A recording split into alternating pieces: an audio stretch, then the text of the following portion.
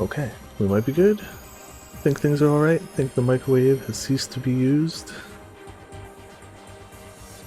I wish I could swap it back to the other internet, but we get lagged that way too. We get screwed either way. But we're back here, 428, Shibuya Scramble, going for trophies. Start with ending 77. Apparently 77 and 76 is super easy.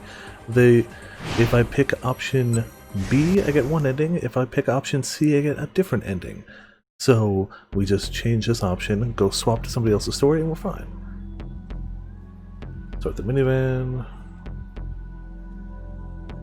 Thought back to the other van explosion, yeah. We just accuse him of trying the same thing. However, we don't get the bad end here. We get the bad end in Aki's path. Should be right here. There's at 9:15 in Aki's path. Alright, this is all... yeah, this is all stuff we've seen, but it should branch off and go wrong somewhere.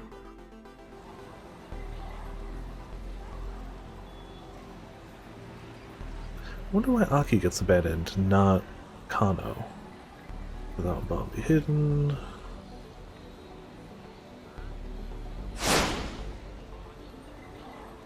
Yeah, this is all how it played out to begin with. It's in a minivan. Okay, that's where it's different. So from there, a minivan? Alpharad was going to use a minivan again? Now that he thought about it, Aki realized it made a certain amount of sense. Hitomi had very nearly been killed by the other minivan that had exploded that afternoon. If Canada hadn't happened to show up when she had, Hitomi probably wouldn't have survived that first bomb. A lot of innocent people had been caught up in the blast as well. That was how big the explosion had been. If something like that happened again here, in the middle of the scramble, they wouldn't be so lucky a second time. If there were a minivan explosion here and now, Hitomi would be killed for sure. It would probably take out Susumu and the rest of the gang too, and even Aki himself. Anxiously, he took another look around. There were no minivans parked nearby though. He did spot several minivans along one of the roads leading away from the scramble. Kano... oh, that was me. Kano was rushing around inspecting one vehicle after the other. Okay. Nobody move, Aki shouted to Hitomi and Susumu. There's a bomb planted in a car. Make sure you stay away from any vehicles. The others gathered worriedly around him. Everyone but Kano, who continued his mad rush in search of the bomb.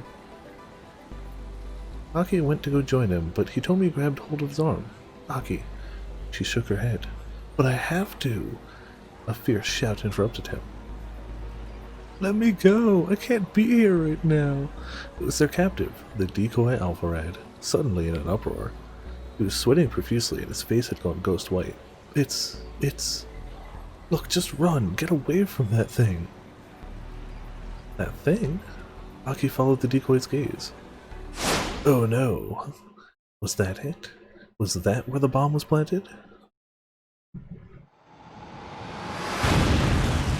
It all happened so quickly. Aki didn't even have time to issue a warning. No sooner had he located the bomb than he was blasted off his feet. Damn it! If only I had noticed a little sooner. As he spiraled into an abyss of regret, Aki lost consciousness for the last time. Whew. Man, if your parting thoughts are that you're spiraling into an abyss of regret, that's pretty bad. Alright, so now we go back. Oh, we got enough bad ends for the... we got 50. We got the white bookmark. Yeah. Cool. We've died so many different ways. We got a trophy, a little like, yeah. Which apparently sends us straight... oh no, it just lets us know it's something we can do. We got the same thing for Canada, where we got like a trailer.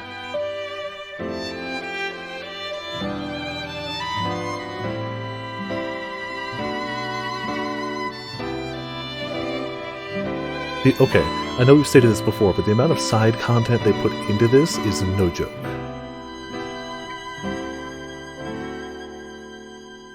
Like, I get the feeling we're about to get a whole nother story akin to Susanne preview, added to bonus content. Like, let's be honest, that's probably going to be as lengthy as the Canada one, which means I'm going to try to give it its own night, if possible. Also, hello, Mitz. Welcome to Viperland in the chat. How you doing tonight? In the meantime, I'm going to continue trying to get the endings for now. Even though we unlocked that, that's great. Okay, I'm going to continue trying with the endings for now. I will find you. Alright, so Connor goes and then I'm back. gonna end you. How you doing tonight, Mitz? Hopefully doing well. Alright, now the bomb's on Hitomi. That's the only logical... Yeah.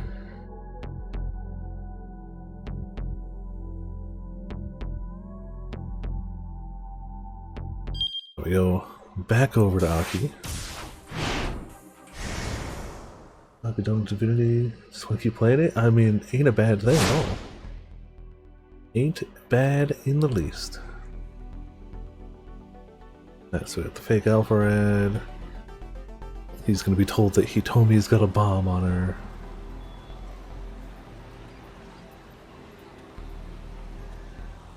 Where could the bomb be hidden? I want to keep playing good games, I know. Who would have thought? Just need to quick search you real quick. Wait, had Hitomi been planted with a bomb? Aki, keep an eye on this guy, Kano said. If he tries anything funny, feel free to punch his lights out. Okay, sure thing. Aki took up watch over the decoy Alpharad. The guy was handcuffed, but he was still a diabolical terrorist. Aki knew he couldn't let his guard down for a moment. He kept a close eye on the fake, ready to knock him cold at the first sight of mischief. Meanwhile, Kano continued to search Hitomi. Did you buy all of the jewelry and accessories you're wearing yourself? Yeah, most of them. The ring I got from my sister. What about your clothes? Oh, I bought them just this afternoon. The top I was wearing before got torn. I see. Then, as Kano continued his search, he cried out suddenly in realization. Hitomi, you have to give me your cell phone. It's a bomb. Hitomi hurriedly pulled out her cell phone and handed it to Kano. Aki looked on in alarm as he realized the detective was going to turn the phone on. Stop! Don't turn that thing on! Kano froze at Aki's sudden shout. Why not? The detective quirked a quizzical eyebrow. I don't know, it's just what Stanley said. He told me to make sure her phone stayed off. The blood drained visibly from Kano's face.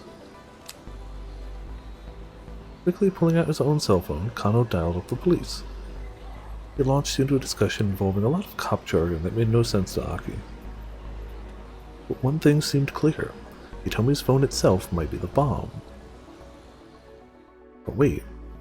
Aki found himself doubting the phone bomb idea. If Hitomi hadn't brought her cell phone with her, what would have happened then? Would that just mean there would be no explosion here? Wow, the dark days of 2008 where it is conceivable that somebody would just not bring their phone with them. They could leave it at home. Maybe they wouldn't need it. Like, nowadays that would be such a non-issue. It's like, yes, they'd have their phone, obviously. Even then it was likely, but he could at least doubt it. He didn't buy it. Surely Alpharad would have thought of a way to eliminate Hitomi and the decoy crook whether she had her phone on her or not. It was too worrying a prospect to ignore. Aki waited impatiently for Kano to hang up, then asked, well, what do we do? For now, just let me handle this. We don't know when or how this thing might explode. You guys get out of here. Kano set the cell phone down on the ground and started to put some distance between himself and it. Aki followed after him, dragging the fake Alpharad along. And there it goes. SCP-76, suddenly there was a tremendous boom, and a furious impact ripped through Aki's body. I knew it, Aki thought as he laid crumpled on the pavement. Hitomi's cell phone was powered off, so it couldn't have been the bomb. Something else must have exploded. It was the last thought Aki ever had. Alright, so yeah, those two are almost the same, just different in the way they play out. 77, 76 are crossed off the list. cool. They even still call it the bomb explodes. Alright, 75, ending 75, we gotta go to Teteno's path.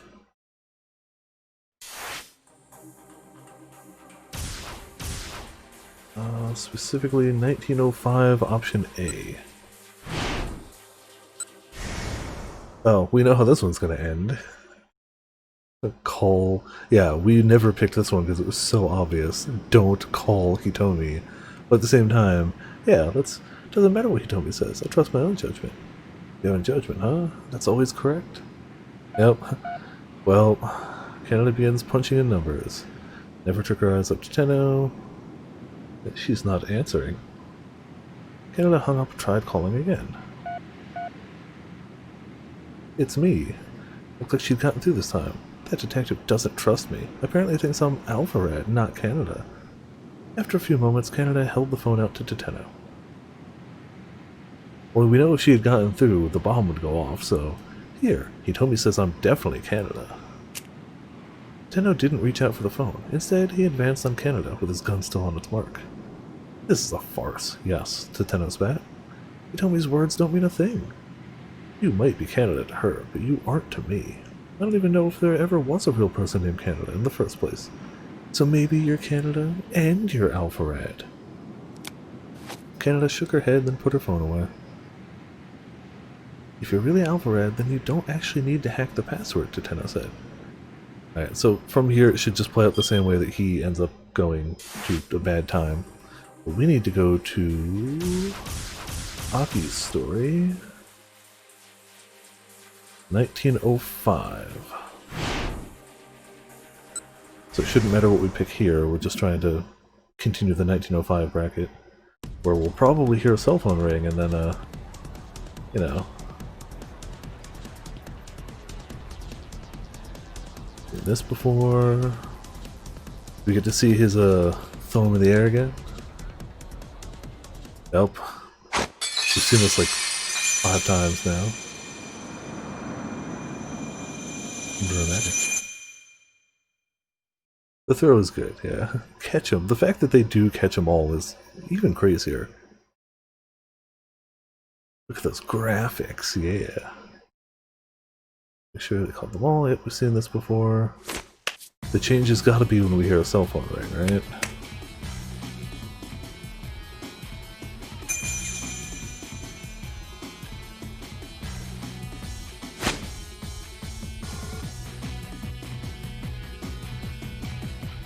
There's now or never.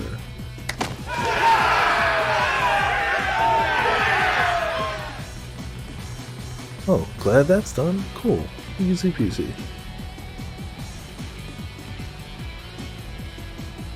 I hope nobody's cell phone rings anytime soon.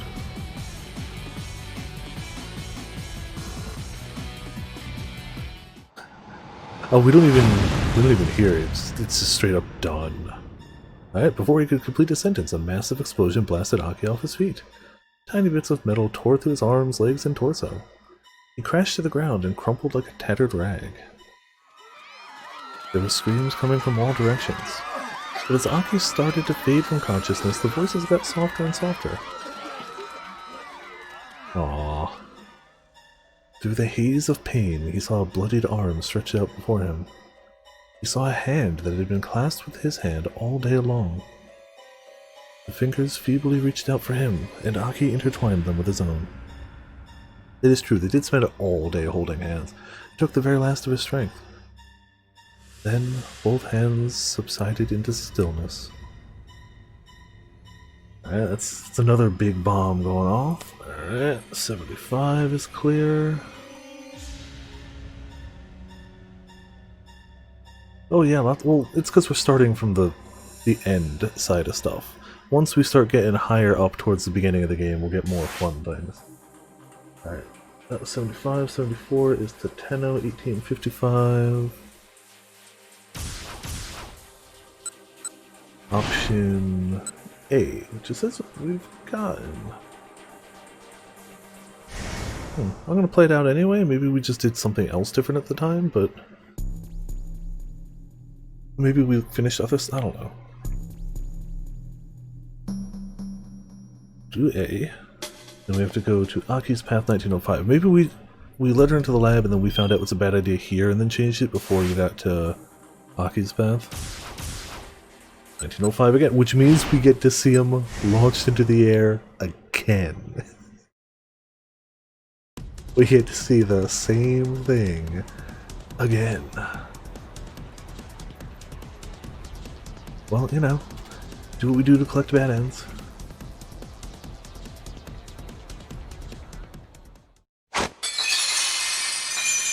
Compared to last time, we're making good time, though. Last time we got stuck on one or two more convoluted ones, so we're actually doing pretty well already. Yeah, Grim, basically. Except these are optional. And, as we've seen, not all of them are actually bad. There are plenty of them that just don't resolve story events.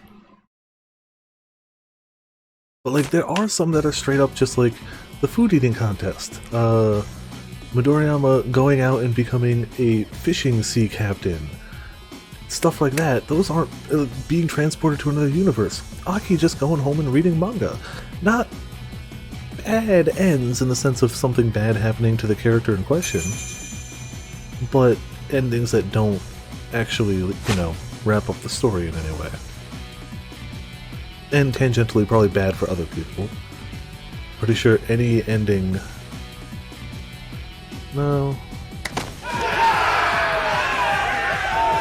I was gonna say every ending could be bad, but not necessarily. Like, this is just gonna end the same way. We need to finish the labyrinth. I don't know if we can finish the labyrinth. I don't know if that's doable. We found so many dead ends. Aki's cell phone rang. It was Stanley. Mr. Stanley, what's going on? Now, we've seen this bit too, right? Can't get in touch with Teteno. Aki's Path 1905. Did we get past 1905? No. Okay, so we're still here. What about your end? Anything unusual going on? No problems here. Yeah, maybe this is new. Detective Kano managed to catch Alpharad. Did he get the password? Don't know. Think he just finished his interrogation. Could you put me on the line with Kano? Yeah, give me a sec. Aki turned to Kano and shouted, "Detective!" Kano turned to look at him as he was flipping his own cell phone closed. "I've got Stanley on the line. He says that Detective Teteno..." There is an end. Oh, we got to the last question? Okay. How do you put some metal? Okay. So from there it's the same, it's just the phone call is different, right? Yeah, it's literally the same. Okay. But it counts as a separate ending because of that little difference. Oh, were you not here towards the end last time, Grim? There is a labyrinth in this game. There's straight up a labyrinth. As the path to one of the bad ends, and there are multitudes of endings to the labyrinth. How about this, Ramen? We'll finish this chapter block, which is, to be fair, the largest one of bad endings. We'll finish these, and then we'll, or at least get a few more checked off the list, and then we'll try that one again, because that's not technically completion stuff. Well, not all are lying bastards. 2 out of 3. Yeah, 74 is crossed off the list.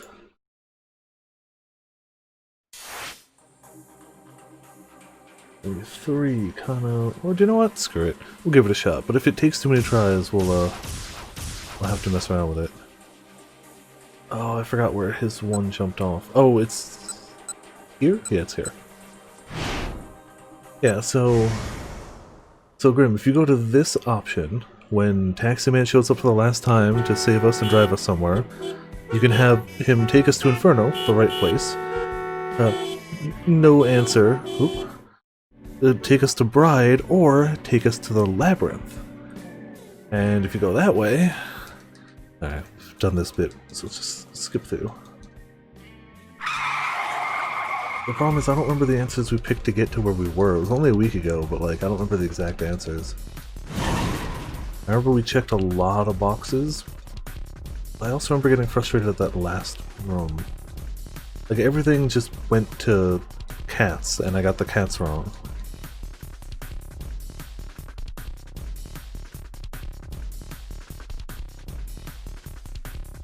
Just gonna let this keep on going. So there is an actual ending to the labyrinth, it's not just a variety of bad ends. Or, yeah, no, bad ends.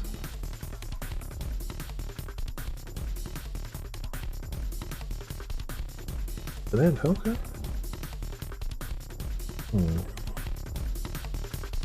I don't remember what I could do to change anything. I know we got to... It had to be... Oh, no. We did get to the right end. But I had to pick a different...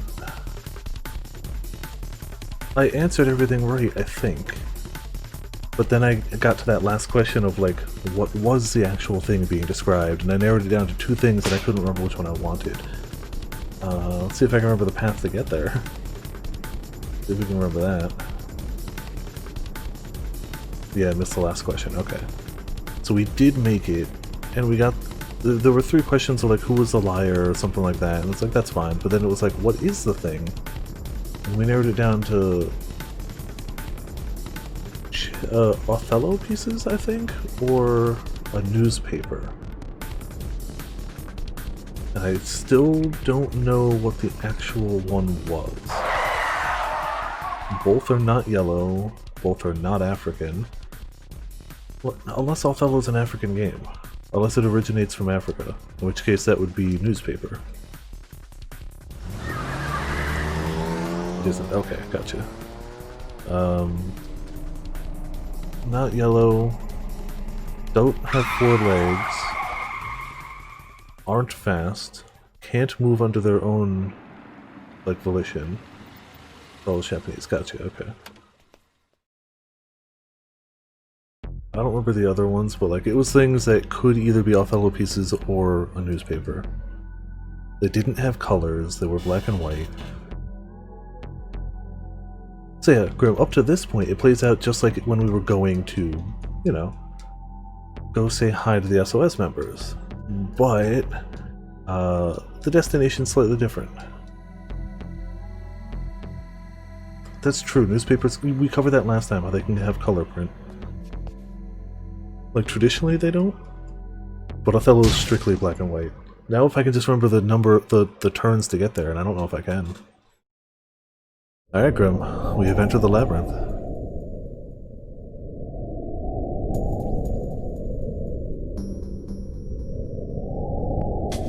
I forgot you weren't here for this, when we actually were delving through the labyrinth last time.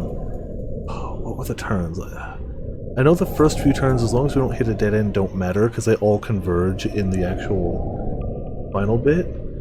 I know for the first one we go straight, right? Or did we go left? Damn it.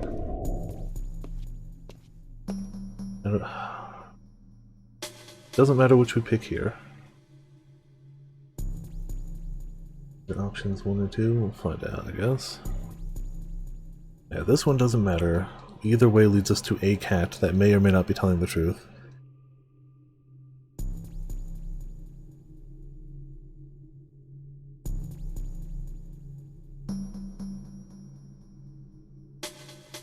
Go...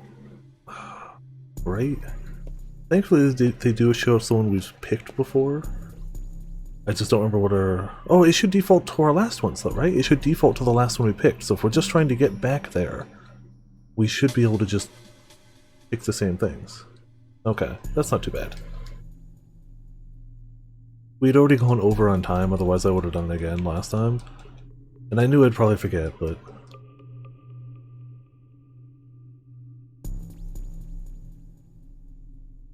Blue cat's a liar, only the green cat tells the truth.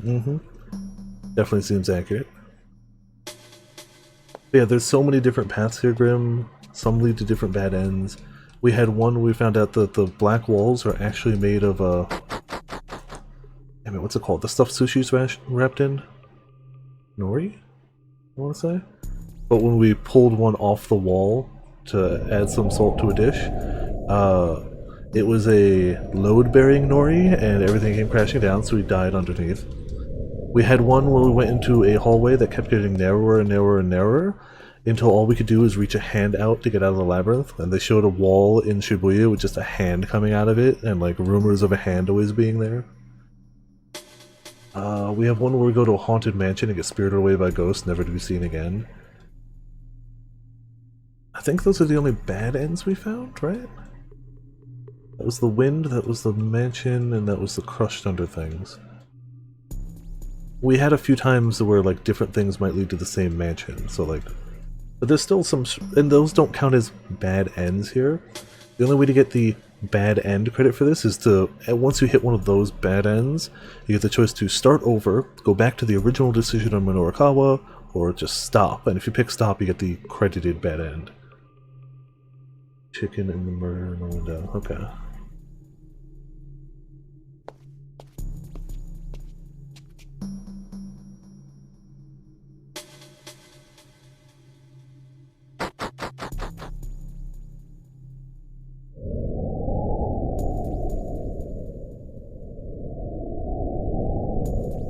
I had forgotten how close we had actually gotten to it, too. Another T. So we never saw what's to the right here. But if we're close to the actual ending, I'm not worried about it.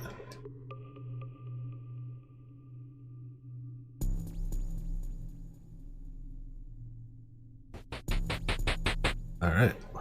Four-legged kitty.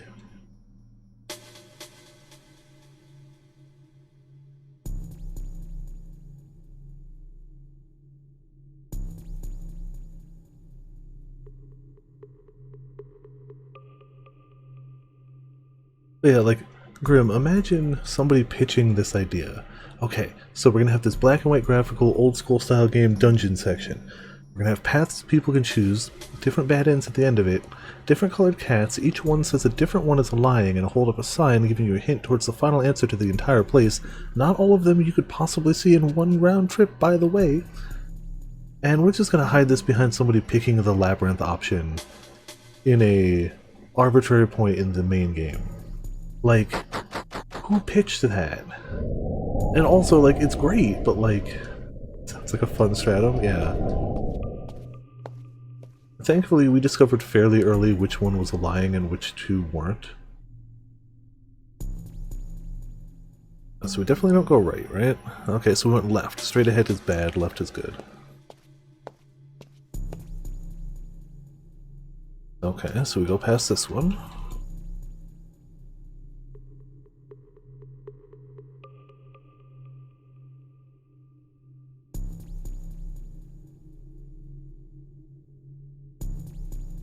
Yeah, how could the green one be a liar? That would be crazy.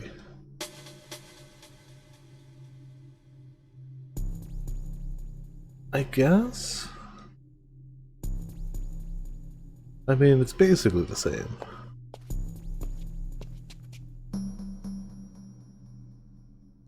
I do like how as you go down, he stops climbing ladders, he's like, screw it, just jump in, it's fine, whatever.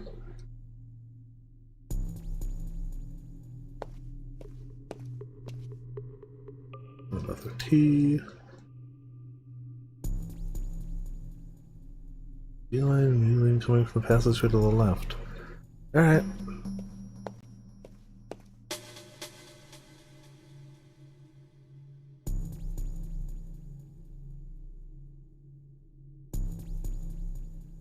Hey there.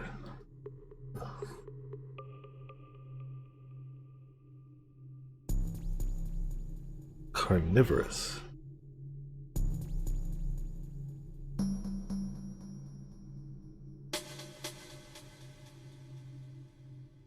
Definitely, yeah.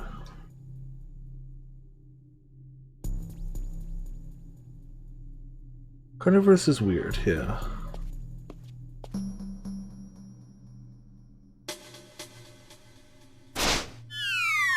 That one doesn't really line up with the others, even if we assume it's the opposite of it and not carnivorous, but... Alright, we should be reaching the actual cat soon, right? Cool, okay.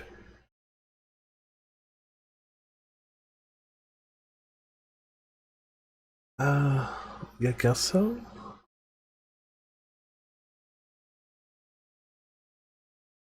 Answer final questions. Once you give an answer, can't change it.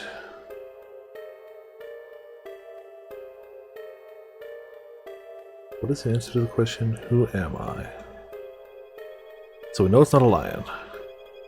We know it's not corn. We're guessing it's not newspaper, and that it's Othello pieces. Also, who is the honest cat? The blue cat. That one we knew. That we figured that one out early. Hey!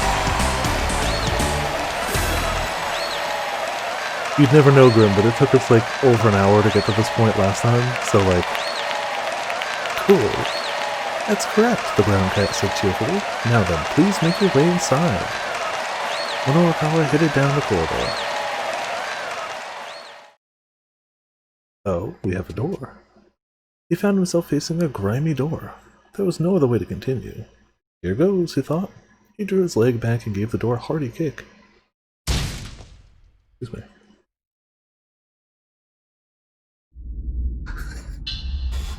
Did it actually bring him to where he was supposed to be?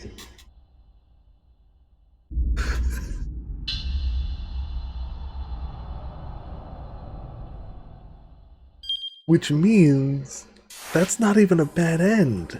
That's canon. That doesn't interrupt his story. That whole sequence of events is legitimately canon.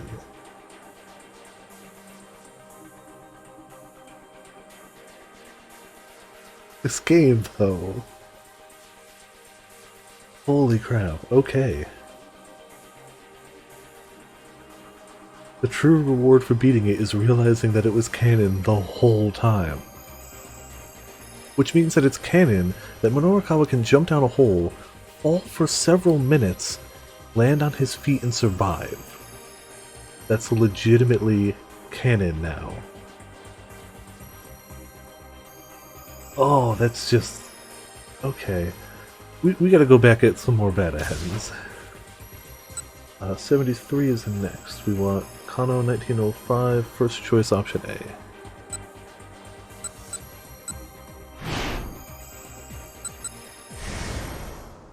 But ending occurs in Aki's path in 1905. That allows people nearby. Pretty sure we've seen this from his point of view. Labyrinth Puppet, level 99 max stats, apparently. Aki gets 1905. We get to see him again. Every ending right now is just, you want to see those vials go up again? We know you do. It doesn't matter what we pick here, at least. That should be ending 73 coming up. What class is he? He's multi-classed into all of them. Anything? No, he's anything that would draw aggro. His specialty would definitely be drawing the attention of enemies. Like, for sure.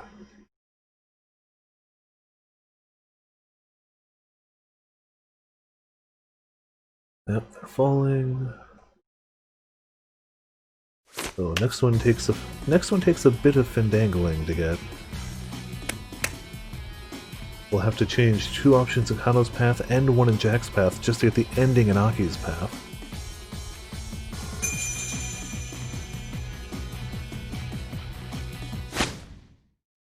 Yep, you launch an emotion, don't worry about the pain in your leg, yada yada.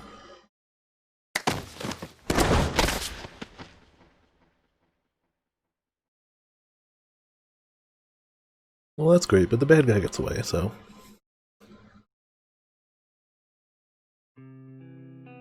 we did it. Definitely we did it. Nothing bad. Nothing bad at all. Nothing's gonna explode.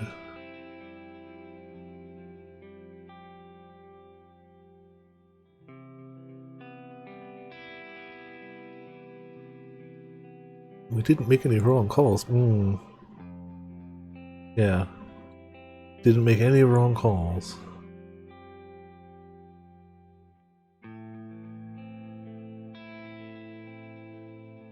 And a boom? Oh, we didn't even see it go boom. We just know, no, that wasn't right. Yeah, there's another bad end crossed off the list. 73 is good. 72. Okay, Kano's Path 1810. Wow, we are going back a ways. We need option B on this one, option A on the next one. Then we have to go to Jack's Path and pick either or. Option B. This is regret how things have turned out for Zidal. Really are a terrible policeman. Wow, okay. Kinda watch him go. He realized he really didn't have anything to say. Okay, so he's gone. We gotta go to the next choice that should be coming up shortly.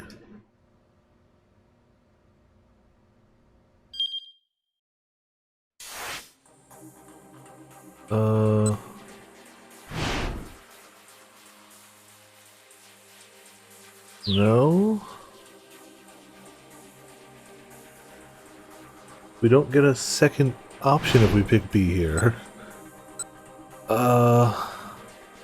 Game? I can't pick B and then pick A.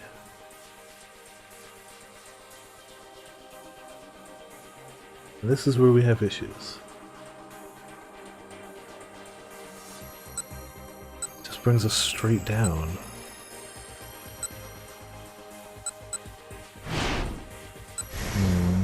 Okay. It might be that we have to do something on someone else's story to get to this point, too. If we do that, suddenly we've got this one.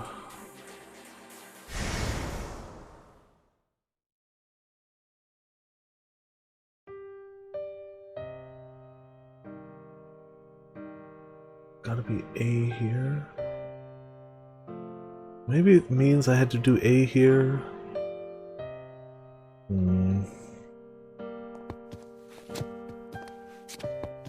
I'm suspicious because that doesn't look like it would change much.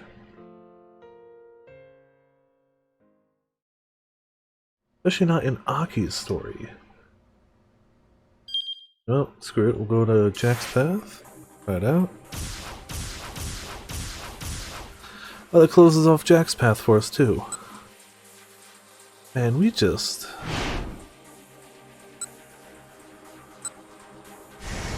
we screwing all this up, yo.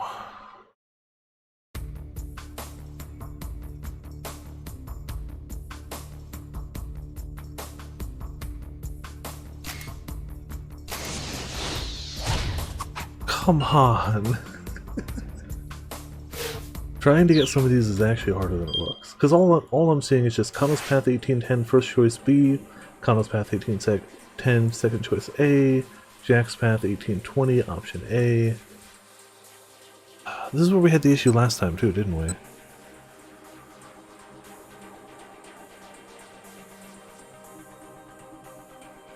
Yeah. We did that this time. This is the first choice we're getting. Yeah, this is the first choice we're getting since here, which is way too far back.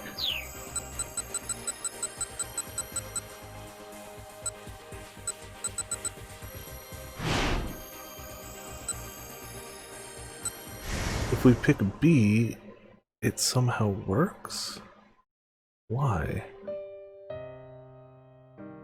Kind of give him a silent salute. Apparently makes everything fine.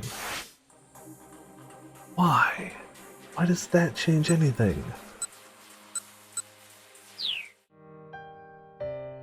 There's no jump from here, right? To Tenno, we jump to him, yeah.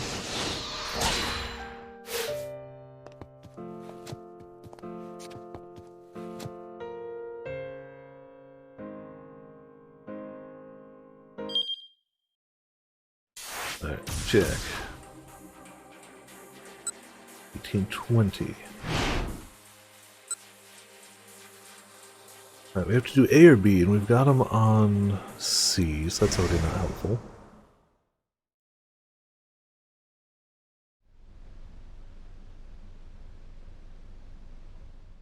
That one... Maybe if we do his first and then back over to Kano? I doubt it. But as soon as we hit B, it invalidates choice. I doubt it, but maybe working backwards will still work? I doubt it.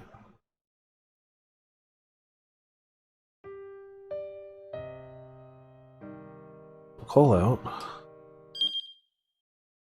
I don't think it'll matter.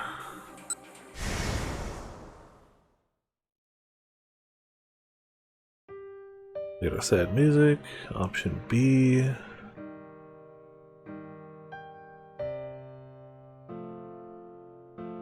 I mean, I don't think that's going to work because it doesn't show that we picked those. Right? But let's do Aki 1905 again. This ending is going to continue to be somebody throws vials, bad ending. This is just vials, the ending.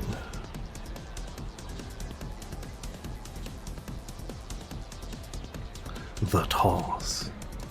Again. It gets better every time. Every viewing. Sharper, cleaner, stronger.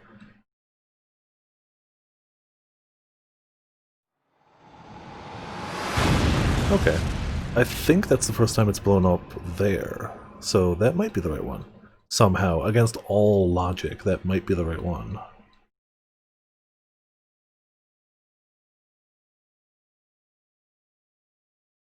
Tinkling of glass. Oh, all the vials smash. Yeah, because I don't think we ever had one where the vials did smash, did we? So the game went towards that sick vial toss. Oh, yeah, for sure.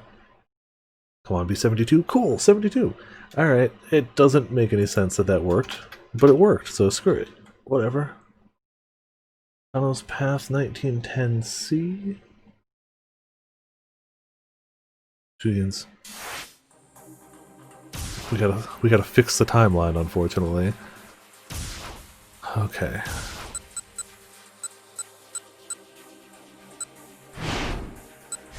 Give me a second, we'll see what we can fix it over here. Yep, sad music.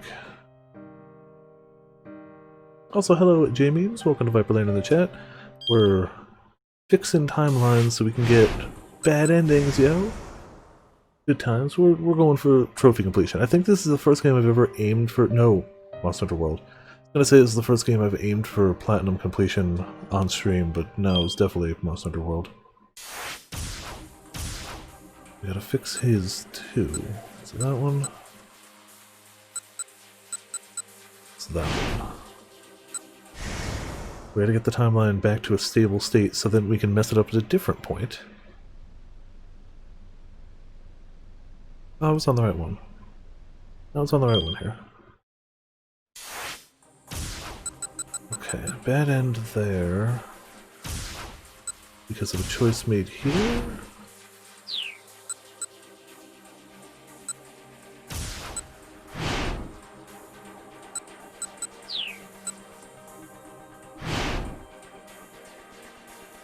Where do we make the decision?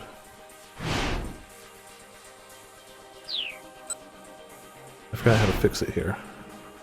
I don't think this one matters.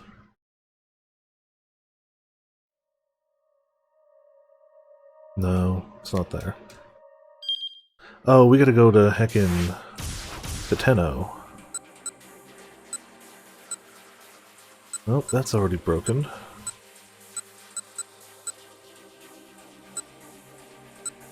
Where did we break it? Warning for Tenno?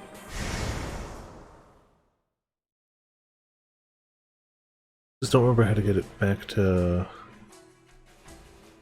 Yeah, that one's probably fine.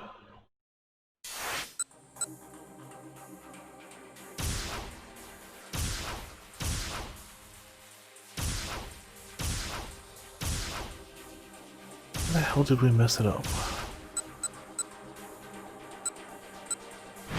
Not there, that doesn't matter. That stuff all got done correctly. That one doesn't matter. We know that one doesn't matter.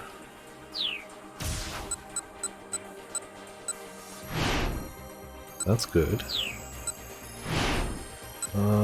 That's fine. That one shouldn't matter either. Oh yeah. Epic game. Oh, man. How the hell do we fix this? I done goofed it.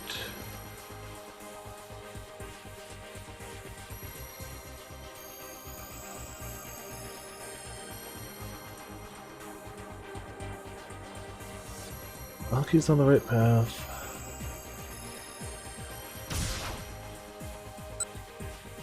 Kano just skips ahead and he shouldn't be.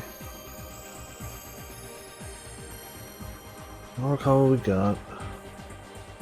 Tenno.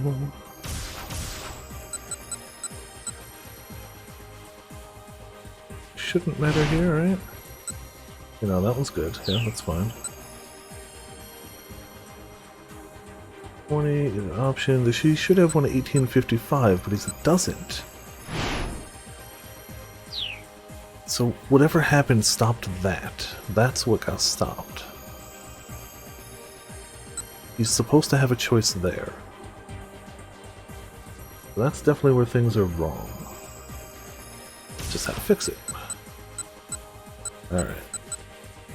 Supposed to be any options? Option C, okay.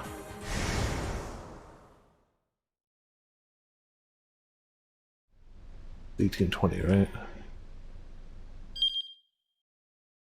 Yep, I forgot to fix this one, that's why. Okay, we should be good. Nope, made it worse.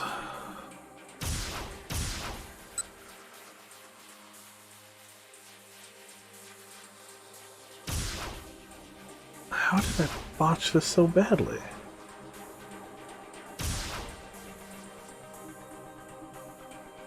Yeah, like when we were going through it normally, it all kind of worked, but now it's like, how did we even do this?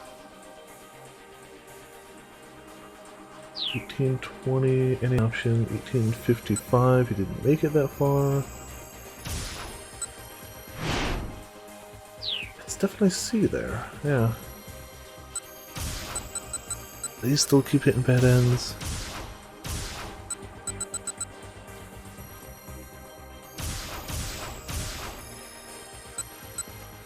How the hell did I mess this all up? How did I mess all of this up?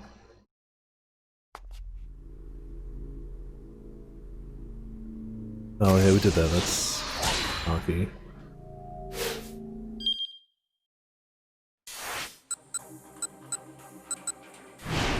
That just goes to Kano.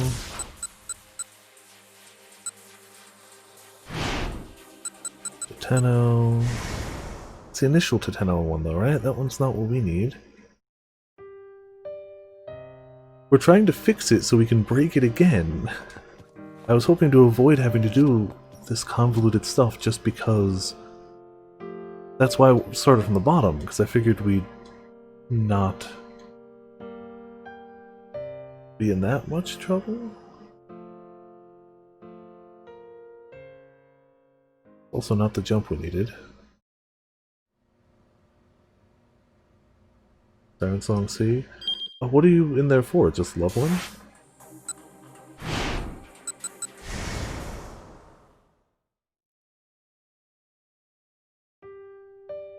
Yep, sad music. I guess it's just... Yeah, that's right there. I just didn't tap it. Not the one we need, though. Yeah, it brings us to his beginning. Oh, 61 you left them. Ah, okay. Got it. Worst part is I remember being at this vague spot last time, too. It's the worst part. It's like, I'm pretty sure we were right around here. That goes to Stanley. Just don't remember what we changed here. That's Aki.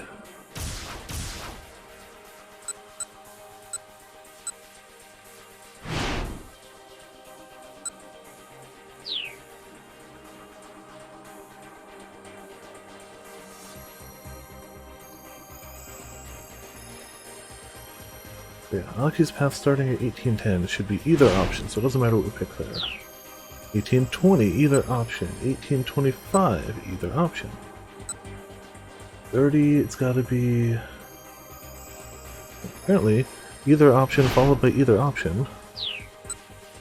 19... Aki... as long as you're on Aki's path, his choices don't matter this chapter, apparently. There's some... Kano's path... should be A, should be B, 1840, B, yep. 1845, either option, 1900, first choice, either option, second choice, either option.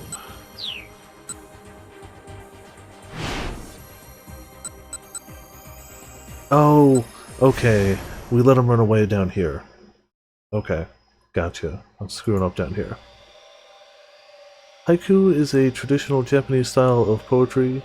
Yeah, it's 5-7-5 for syllables. Like, first line's got 5 syllables, second's got 7, third's got 5 again. Okay, that might have actually fixed things. Nope, still a bad end. Oh, because we didn't fix this one. Okay, okay. Full ending, we're on 70. Let's go back.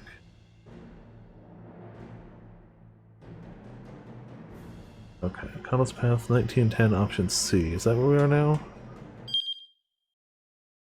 Almost. Doesn't matter what we pick here, does it? I don't think so. Means we got a bad one here? No. We still screwed up something.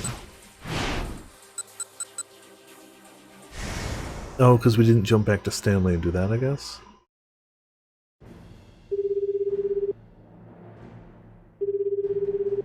We should get out of his keep out.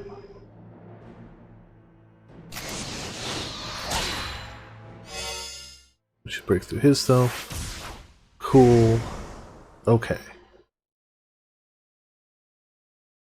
Just trying to heckin' fix timeline. Let's get in there. Okay.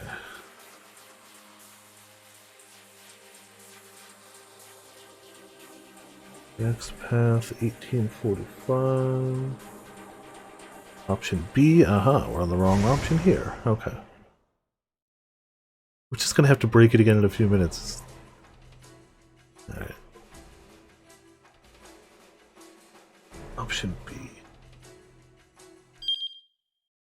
So let them continue on. I just need them to be able to get to 1910, then I can keep going from there. I need to make sure... Oh, if we keep her outside, that might let them live a little longer too. We just need them to get to that point, so they can die. Couldn't go anywhere.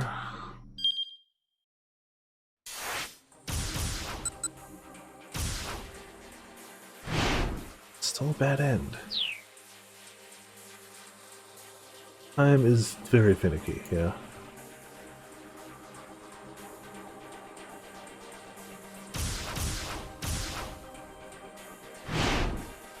Oh, we gotta turn that one off too. Can't call Hitomi, that's bad. So I guess Teteno and Stanley are the linchpins of this one. What nonsense we don't have time for. Okay, he gets... okay. These are still their bad ends, but it gets us past the time we need, which is all I care about right now. We've gotten to the true end, I don't care how much we screw up that stuff. We are looking for bad end 70. Kano's Path 1910, option C. 1910.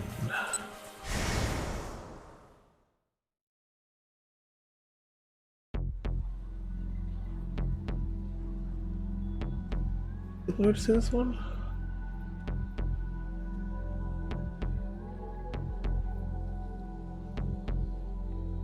Okay. Oh, we did, but we didn't stick with his story. We don't swap stories here. We pick the minivan and we stick with him. That's what we did wrong for this one. Okay. So we had picked this option and seen Aki's version of this bad end. If only I had gone through and seen his version of it, we would have been fine. Look at the minivans. Where else could the bomb be hidden? Could be anywhere. Focus, just think, focus, think. He had to trust himself and then take action.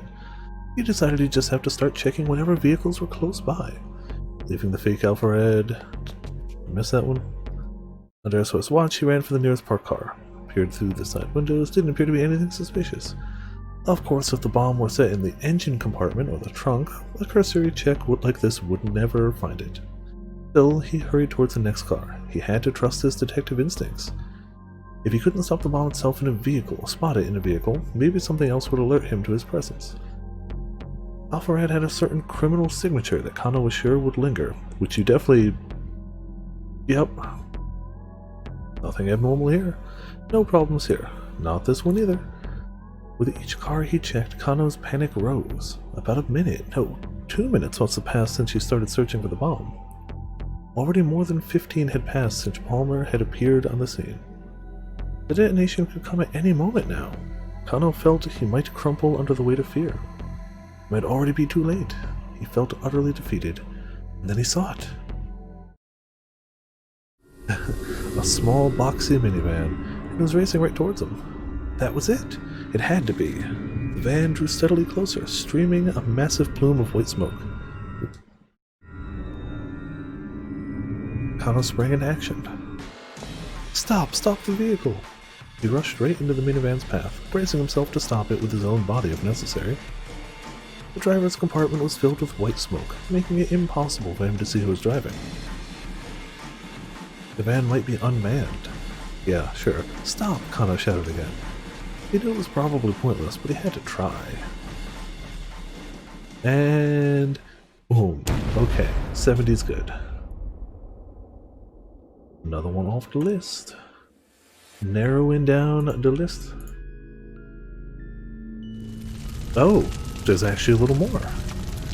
I thought that would be it, okay. Kind of whirled around. So he lives through this one because he's off the main path. You can see countless bloody bodies scattered around the pavement. What the hell had just happened? It wasn't the minivan that had exploded. The bomb must have been hidden someplace else. How many are left? Around 30, give or take. Yeah, hold on. 1, 2, 3, 4, 5, 6, 7, 8, 9, 10, 11, 12, 13, 14, 15, 16, 17, 18, 19, 20, 24, 25, 26, 27, 28, 29 by my count. So damn near 30. 29 including this one, which we don't technically have yet.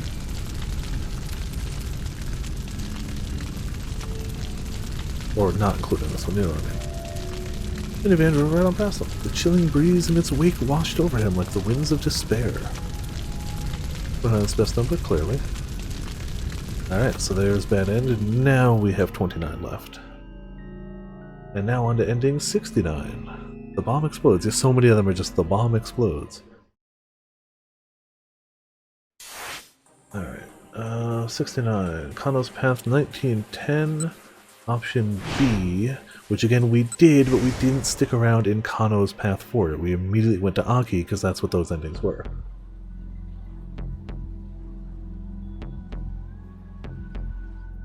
Alright, Hitomi's the bomb. And again, at this point we immediately just bounced out of here, not thinking.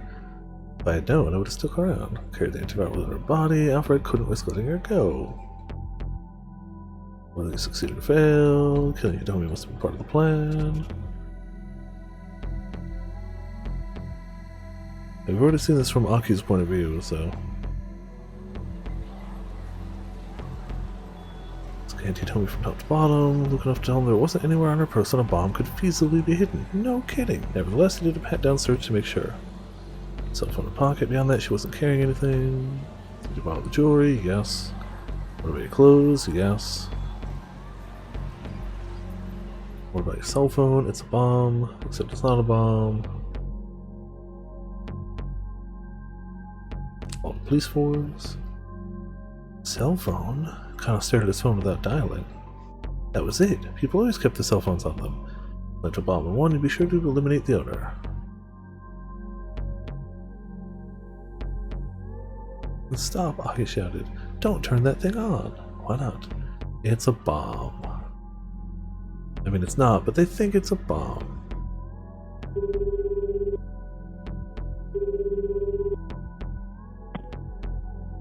Oh, I found the bomb. Described the dimensions and waited the cell phone. Director ordered him to stand by until the bomb squad arrived. Hung up, then gently set Hitomi's phone down to the ground.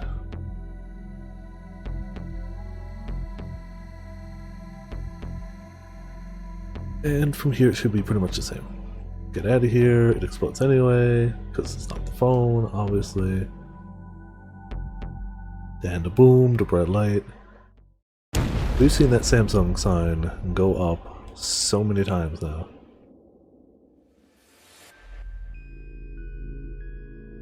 An instant later, Kano's senses were knocked out of him by a thunderous explosion. The blast was far too big to have come from something the size of a cell phone. The descriptions is why they died. Yeah, true. Alright. 69 is good. Crossed off the list. I feel like we gotta get out of this Kano's Path 1905 area to get not bomb exploding stuff. Alright. 68 to Tenno's Path 1905. Option A. Ending occurs in Kano's Path in 1905.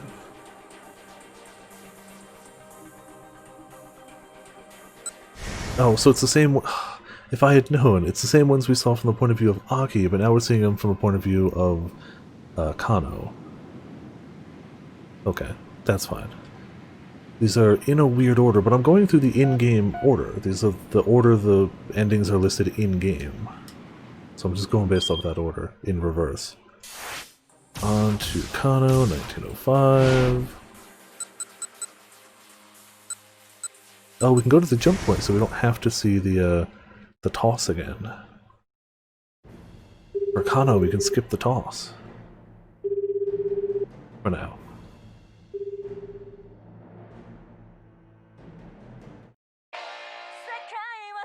The last thing you ever hear. There it is.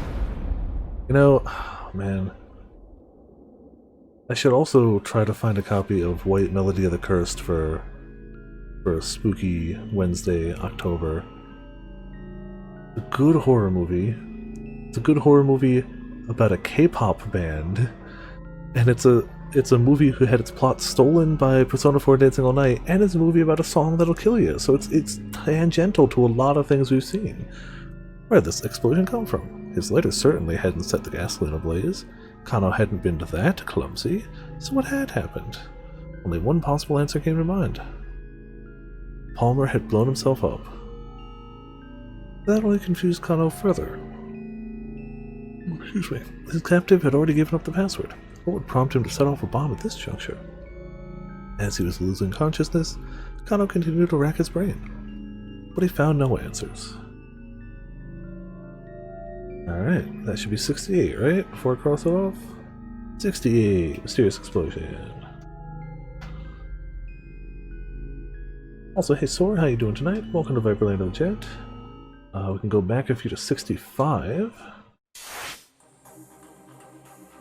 Oh, this should be our last one for this block. We should get a trophy after this one, in theory. In theory. Okay. This is one that we could easily screw up again. Okay, we're gonna go backwards though, so we're gonna start in Jack's path. 1820. Yeah, this is the same one we did before, but in Kano's path, not... Okay. An A or B. We had done this exact set of circumstances before, but we saw it from Aki's point of view, not Kano. I should have gone to both of them knowing that they're in the same spot, they're gonna have the same ending. Didn't think about it though. Alright, so we do that. Kano, 1810. This has got to be A.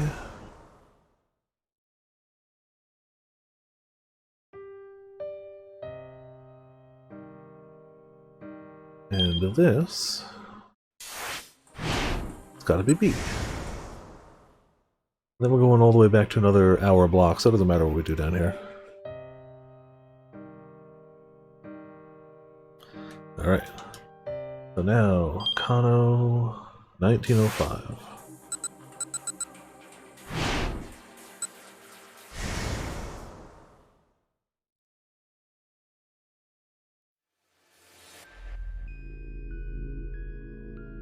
Stanley had not come to the scramble because he knew this was going to happen.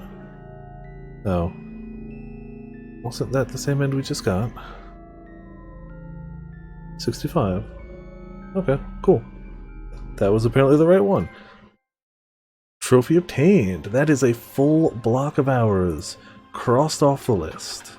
Alright, the final block is finally no longer bad endable. We've gotten them all. Alright, scrolling up a little ways to the other one. Oh, excuse me.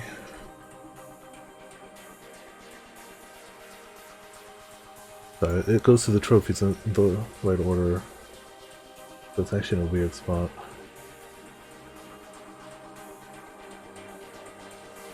Because that specific trophy was out of order. No, there's only 2 bad endings in the 1700 time block.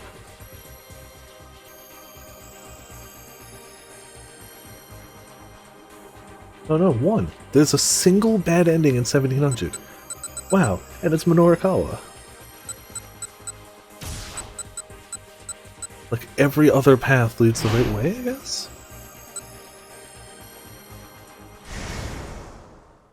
$17.10, go to option B.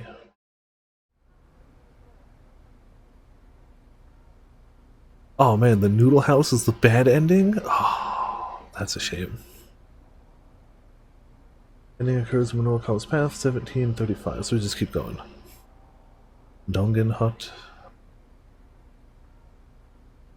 Wait, isn't Dongen Hut the one that is now canonically run by Italian dwarves? Right? That's the Dongen Hut, right?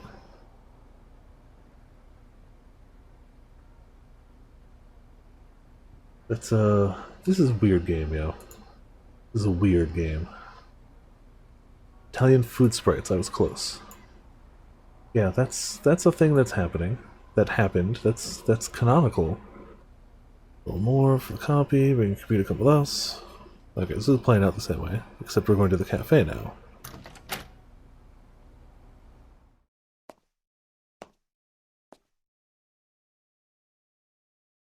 Send it, okay. So we just skip ahead a little bit. The rest of it plays out. We meet Clock Guy, who sucks. Chiaki Elderbrand, may I say something? Isn't it also common decency not to break a promise? Okay, so we've done this. Oh, yep. Still talking with the watch guy.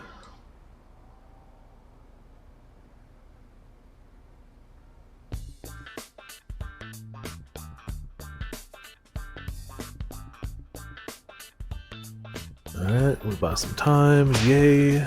Minorikawa is Minorikawa. First piece of HQ. Oh, very nice. Again, I just ended up buying mine.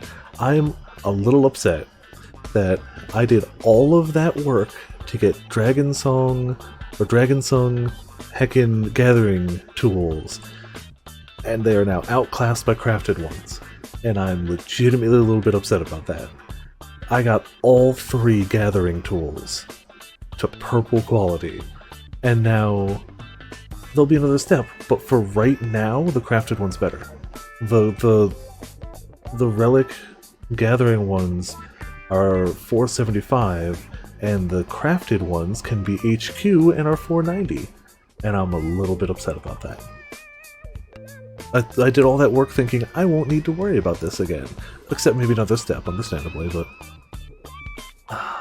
it's a little frustrating. And I might have to buy the fishing rod. Because for Diadem stuff, the fishing rod actually matters more. Your fishing stats matter a bit more than your gathering stats. Because, like, if you don't get the, like, 1 extra gathering step on a node, whatever, for mining. But if your 3-star fish gets away, which only happens out of 1 every however many rare cast, that's soul crushing, and you can't let that happen. So it actually matters. And if the pull wouldn't be enough. If I can get my gathering over 2300, I can do a lot more fishing stuff. But I don't think I can, not feasibly. And I don't want to spend all my money either. The fact that I bought an entire set of that gear, other than weapons because I didn't think about that, and I've still turned a profit, should really put into to show exactly how much money I'm making off of this. Like, yeah, I like the title, but I'm making bank. At least doing with a minimum line break chance. Yeah. That's a good point, yeah. Soba restaurant Dangan Hut was roughly halfway up Danganronpa, a long-standing noodle shop in Danganronpa. 2 years ago, the owner passed away from illness. Now, the restaurant is run by his widow, Maki Yodena, and her two part-timers, Masa from Midoriyama Academy, and Mohinder, an Indian exchange student. Despite the sign billing the establishment as a soba restaurant, duck meat soba and chilied curry soba are the only two actual soba offerings. The rest of the menu, for some reason, is all udon dishes, and in fact, both kinds of soba are terrible. Though maybe the chilled curry soba would be okay if someone else were making it. Oh. 80% line breaks are awful. I do like that tip you told me about, the sitting and standing. That at least keeps my, it gives me instant disappointment or instant gratification instead of delayed. Inside, they encountered the proprietress near the door. She held a massive cleaver for cutting soba noodles, clutched in one hand. I don't think you need a cleaver for noodle cutting. Toyama wasn't there. Excuse me, Norikawa said. Has a middle-aged man come by your shop? Name's Toyama. The proprietress let out a weary sigh.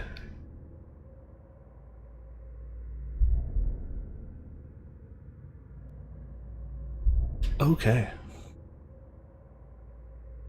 That guy, huh? You folks know him? Yeah, that's right. And I'm sorry. I didn't want to have to do this. It was all his fault, though. You reap what you sow. Norikawa didn't know what she was going on about, but suddenly he had a very bad feeling. So then, Toyama was here? He asked cautiously. Oh, yes, he came by. Well, where is he now? Please tell me. No. I have no obligation to tell anything to friends of Toyama's. She hates him as much as I do. That's good, yeah.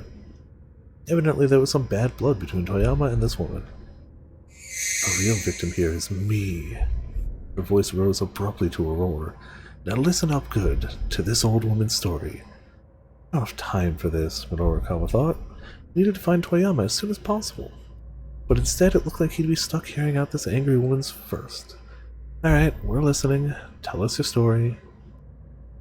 A long one. The woman's mouth twisted up and she licked her lips, leaning in to tell her tale. Long, long ago, when I was still in my 20s, I would often make deliveries to Heaven Publishing. They were some of my best customers. Back then we were so busy, my employees practically worked themselves to death. You see, Dangan Hut had the finest soba in Japan. I like the Norikawa in the cleaver blade. And our spokesmodel was considered one of the most beautiful girls in the world. Back when this woman was in her 20s, Heaven Publishing hadn't even existed yet. But when Norikawa figured he'd best not correct her, that would probably just piss her off and make her stop entirely. He kept his mouth shut and listened to her silly tale. But anyway, that's all in the past now. As time went on, we had a lot of delivery customers asking us to put their bills on their tab. So much so that it became a problem, and we changed our policy to disallow that sort of thing. The fine folks of Heaven Publishing consider themselves an exception to that rule, and that put my part-timer Masa, who does the deliveries, in a bit of a bind. Okay. Oh, Masa's a student at Midoriyama Academy. A first-year student at Midoriyama Academy. After getting an indigestion from eating too much parfait at a fast food restaurant in Center Guy, he was there with his girlfriend to do a dry run for a competitive eating contest. Oh yeah! We encountered him earlier. He went up going to the restroom 14 times in 1 hour. Unable to stand idly by, his girlfriend called an acquaintance of hers, the gluttonous Shiriko Osugi for advice on improving Masa's intestinal fortitude. It turned out, however, that Chiriko was planning to compete in the same contest. Knowing that they were up against some monumental competition, the two continued their training, wary of the battle to come. Why would you ever try against her?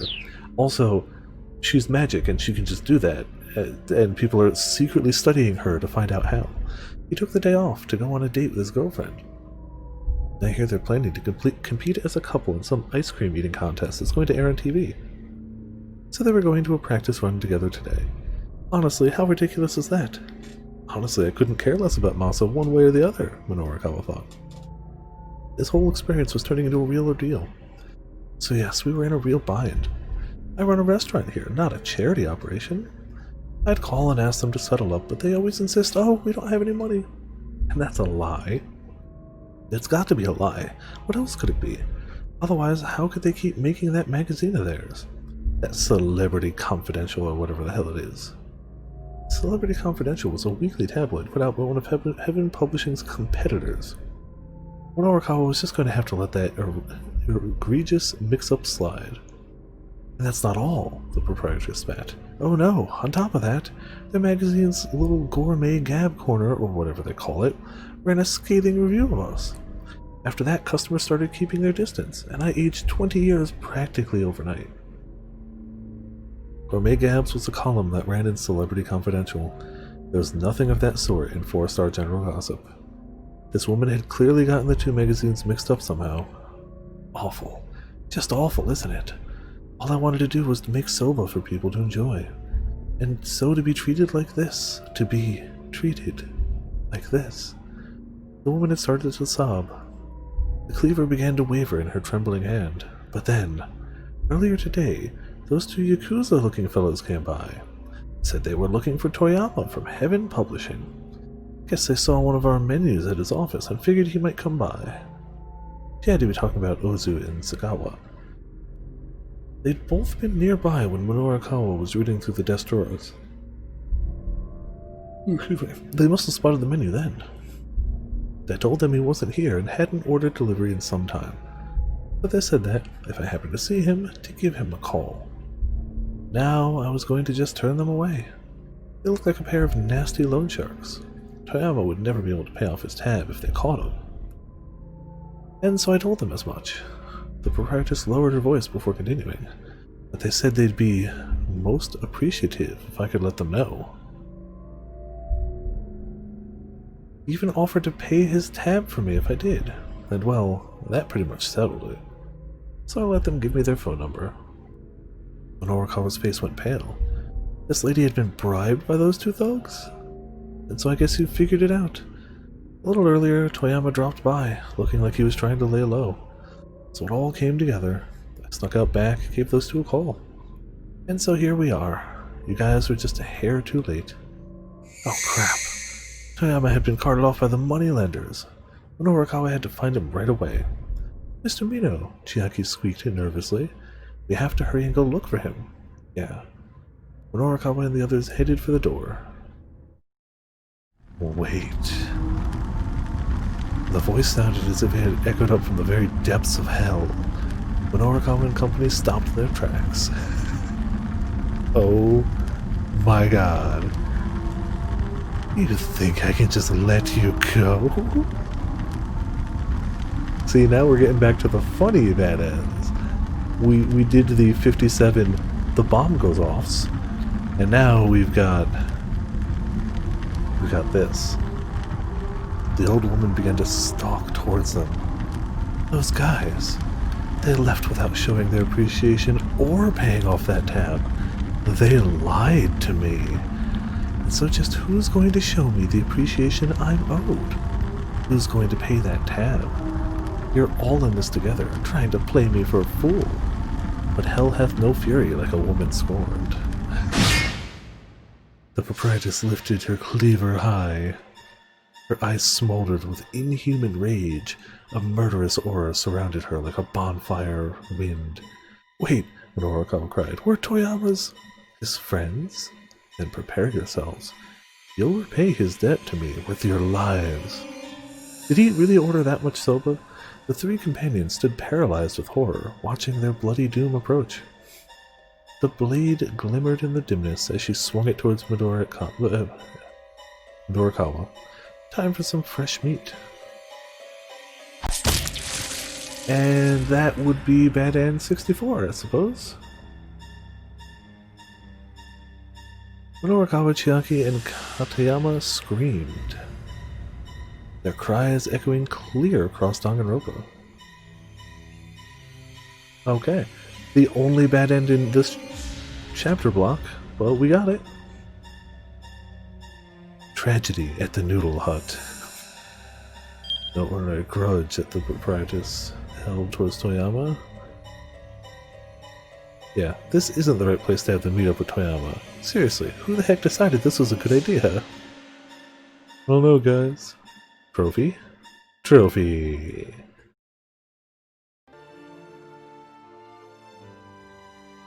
Another one up?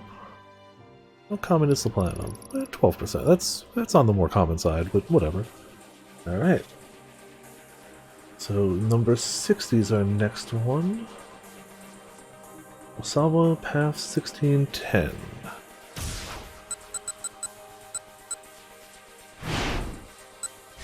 Choice A, and then we go to Minorikawa at 1605.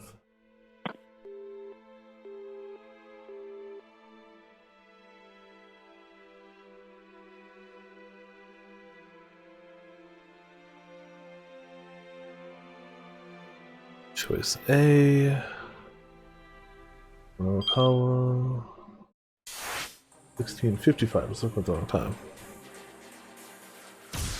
He has to get to 1655 though. Uh-oh. Oh, maybe from here it just fast forwards a bit. Yeah, it's been... Dude, what's gonna be even weirder? Getting Tama bad ends. That's gonna be weird as hell. It's been so long.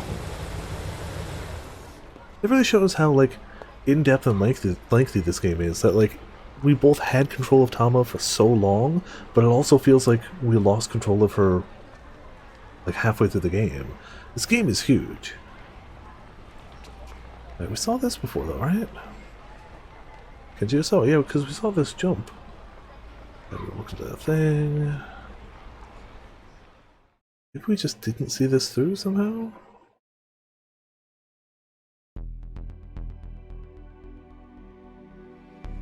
Yeah, we've seen this bit before.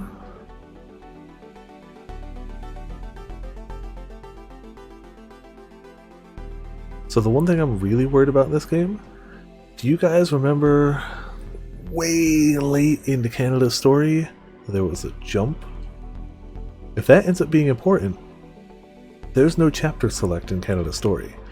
We'd have to scroll through till we hit that point. So if that ends up being a thing we need, I'm just going to be mashing the X button for like 45 minutes and then probably mistakenly miss it. The jump was to Suzune. Oh no, we just unlocked Suzune, right? Yeah, I hope it's not required. If it's required, we in trouble.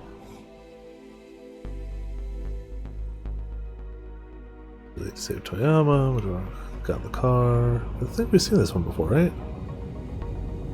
Or did we see this from Osawa's point of view and never from Minorikawa's?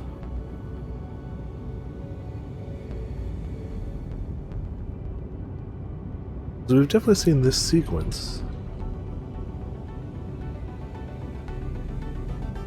Alright, so we drive a ways. That's what it is. We saw it from the other point of view. Okay.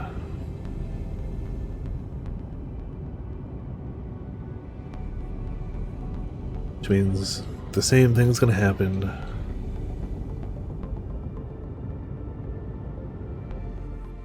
I should have remembered that when we were going through. Well, to be fair, when we were going through, I was only looking at trying to finish. Oh, this is. Oh no, yep. Yep, the security guard, same one. We were looking to try to beat the game, not worry about this. I was pretty sure I was going to end up doing some of this stuff later, but I wasn't worried about it then.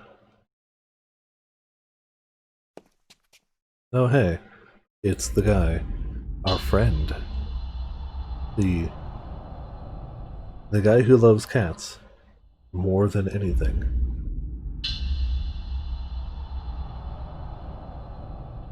Poor Minorikawa, singed to the end.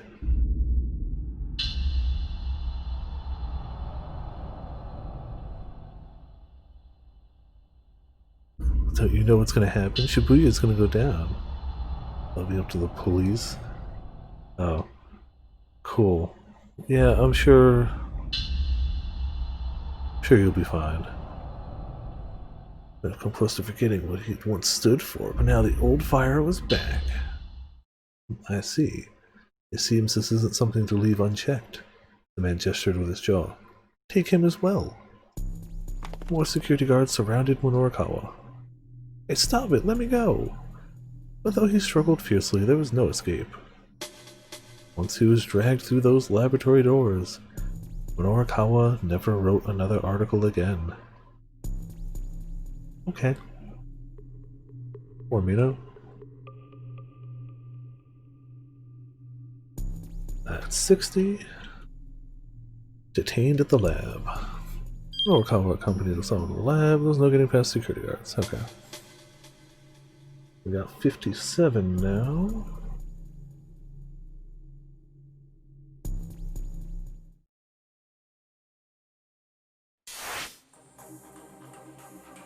Alright, so we start at Minorikawa 1605. Choose option A, check. Choose option B.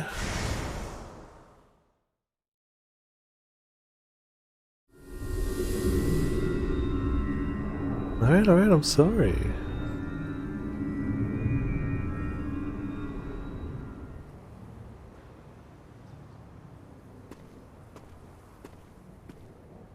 So I headed off in the direction of Danganronpa. Alright, so we hit a keep out here. I guess we gotta keep going. We should hit a keep out. We've gone through this bit before though. Like, I remember this bit, and it showed that we picked this option.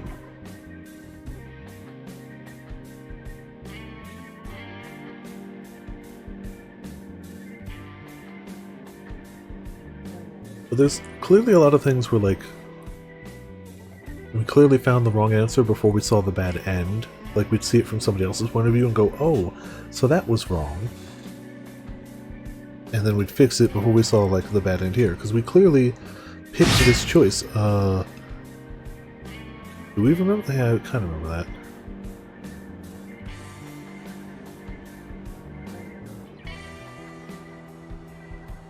There's a keep out. Okay. That was a noise, yeah. Go to Kano, 1640, jump to Minorikawa.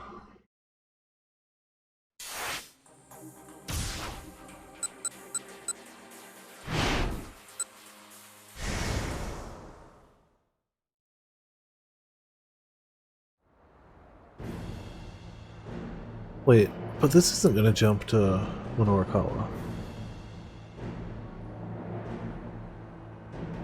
Yeah, that jumps to Maria.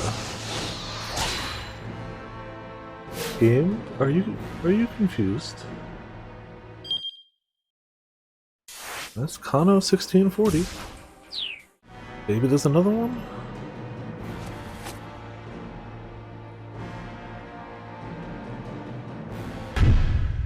Ah.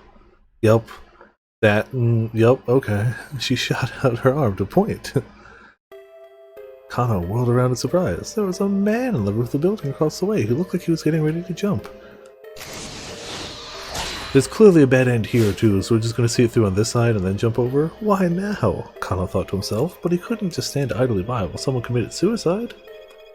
He felt a pang of disgust when he saw Teteno taking in the situation with an indifferent glance. Make no move to help. Detective Teteno, I'll be right back, Kano exclaimed. We can finish this after. Without waiting for an answer, he raced for the other building. When he got to the second rooftop, the man was still there, staring down at the ground below. Don't do anything rash, Kano warned, hurrying towards him. When the man gave no response, though, Kano quickly halted. The stranger was still several meters away. Kano braced himself, ready to lunge for the man if necessary. Let's not be hasty. Nobody's going to be happy if you jump. Still the man said nothing, simply gazing out at the sky. Surely he could hear Kano now. The detective continued, keeping his voice low and conversational. I've got a coworker. He's one of the most absurdly devoted husbands you could meet. All he does is brag about his wife. The man continued to ignore him. He was stabbed in the belly earlier today. He's in the hospital right now at death's door. He was happy, but now his life might get snatched away from him anyways. Still the man appeared unmoved. It was as if the words weren't even reaching him. Don't you think it's a waste to just go and throw your own life away? Kano waited for the man to respond. The stranger took a purposeful stride away from the fence, towards the roof's edge. Stop, don't do it! The man unflinchingly stepped out towards empty air. No! Kano sprang forward, somehow managing to grab hold of the stranger's wrist. He yanked the man back from the edge, getting only a blank stare in response. Don't go wasting your life like this. Ordinarily, Kano would have stayed and talked until he was sure the guy's death wish had passed. But there wasn't time for that right now. Maria was in just as much danger at this very moment. Whipping out his handcuffs, he shackled the man to the fence. What? I promise I'll come back. Please just stay alive a few minutes longer, okay?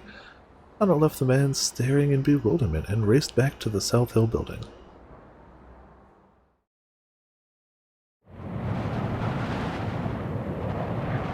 Oh no, indeed. What is this music?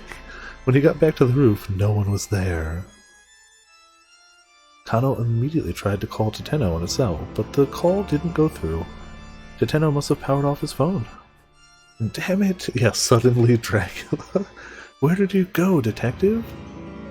He needed to hear what Teteno had to say. They still had no idea what was really going on, or what the grim truth might be. And it seemed he had just lost his chance to find out. In desperation, Kano rushed from the building. What is a man?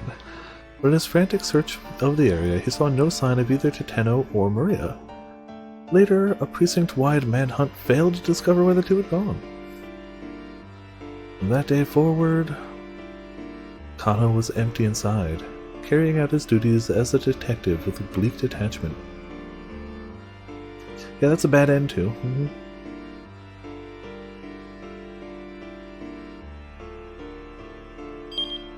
It was Minorikawa. Yeah, no, we got that game. Thanks. We noticed who it was. Alright, so now let's go watch that from their point of view.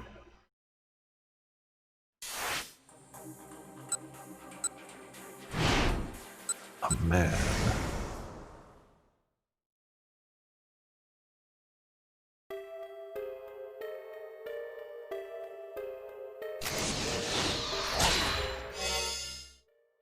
It's weird that they had to keep out for a bad end, but why not, too, right? Why not? Oh, I didn't see what ending we just got. Did you guys see that? Ah, heck. From the edge of the rooftop, Minorikawa gazed down at the city below, no longer aware of the passage of time. I can check in the ending list. Actually, you know what? I can do that right here. Because we know it was a Kano one. Thanks, I know about that.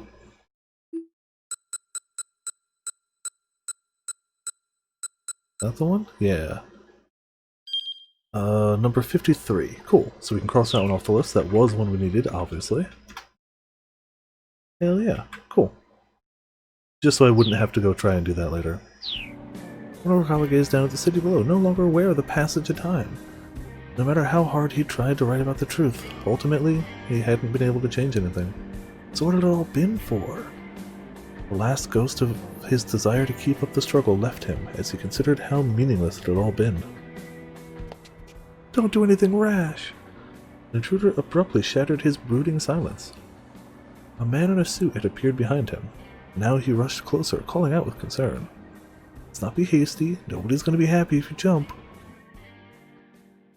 Jumped? Minorikawa stepped to the very edge and cast his gaze straight down. That might not be a bad idea. Hell, maybe some part of him actually wanted to. Suddenly, it felt like the natural course of action. From up here, the city looked like a miniature diorama of cars and people. It didn't quite seem real. Stop! Don't do it! Norikawa took a step forward despite the stranger's words, feeling a splendid sense of liberation as he did so. He allowed his body to go limp, consigning himself to the fall. But just as he began to topple, he was abruptly yanked back. Don't go wasting your life like this, the stranger barked.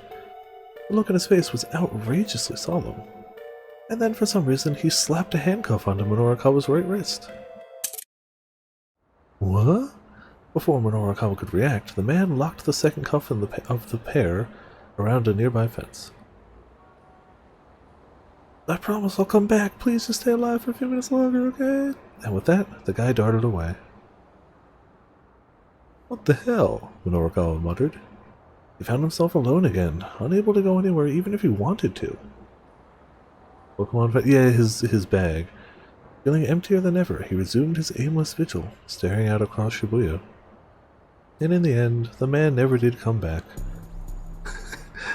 He never came back, not even after the sun had set, and night had fallen, and the next bleak morning came. It would have been kinder to let him jump. Legitimately would have been the kinder thing. Alright, well, some guy, it was Kano, showed up out of nowhere, handcuffed him, left to languish in the rooftop. Alright. That was 57 done. We are at 56. Norikawa path, 1605. Option A followed by B. Oh, it's the same ending. It's the ones we just picked. We need to... Right? A and B. Yeah. We need to go see the ending from Maria's point of view. That's what it is. The same ending, we just gotta see it from Maria's point of view again.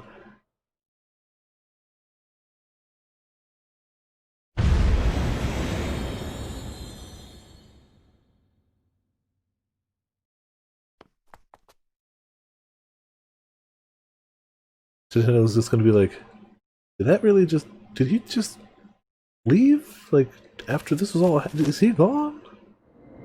First thing I see is the sky. It's so bright.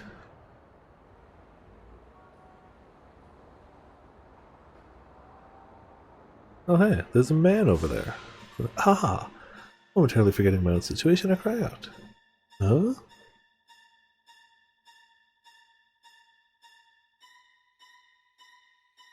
Ooh, you can finish this after, and he's gone. My heart pounds nervously in my chest as I gaze across at the other building. Then my captor, Teteno, as the other guy called him, grabs my arm. Let's go.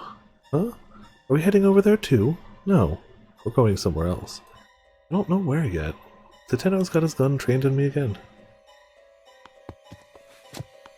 Looks like I don't have any choice but to go with him. He nudges me on and we head for the stairs. I take a quick look back at the sky above the city. This may be the last time I ever see the sky.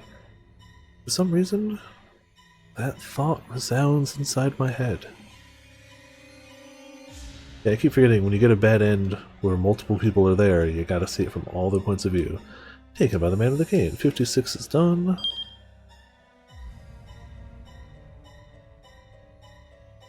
$55.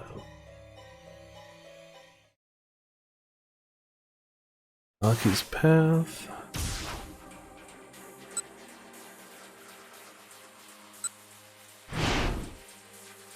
Oh, we gotta change that. Okay.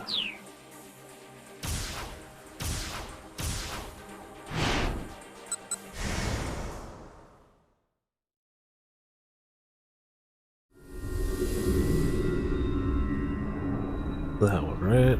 That should fix things. Cool, we got a choice here. 55, Aki's Pass, 1605. First choice option A, which we didn't pick before.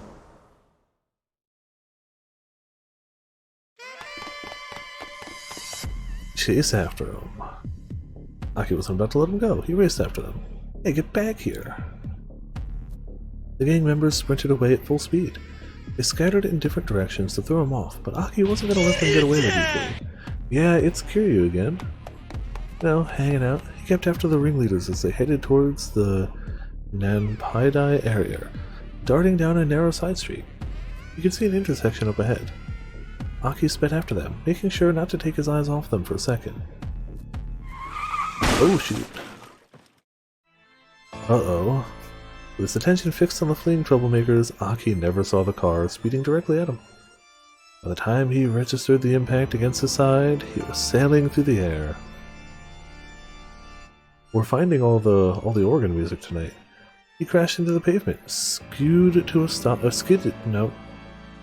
Definitely should be skidded to a stop, but whatever, and laid there, struggling to breathe. As he watched two men get out of the taxi that had hit him, Aki thought to himself, I'm going to die here. Dracula ran him over. So, depressed Minorikawa just turns into Dracula, right? Just like emotionally drained red mages turn into vampires? Emotionally drained Minorikawa. That's why he's got to be cranked up to 11 at all times. If he ever gets depressed, he turns into a vampire. Minorikawa's a red mage.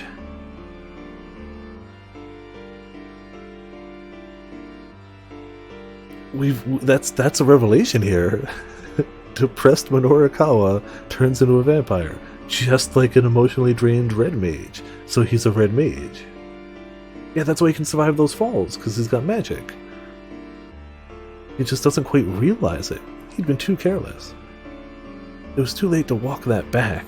He could hear the sound of his own heart beating all too slowly. And then he heard it stop.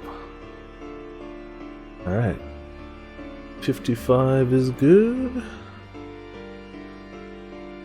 Hit by a taxi. Excuse me. Oh, goodness. Alright. 52 is our next one up. Minorikawa's path.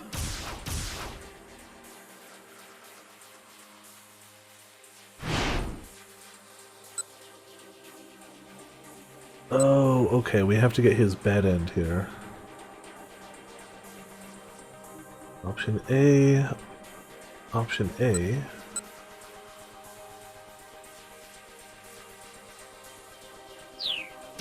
Aki.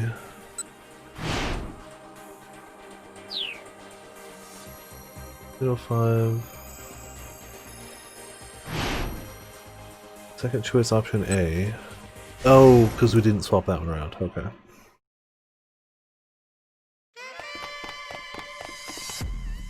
Don't worry about them.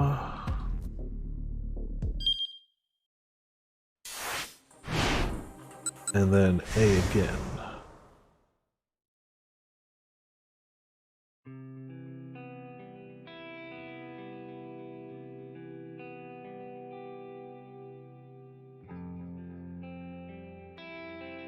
I'll remember it when this is all done.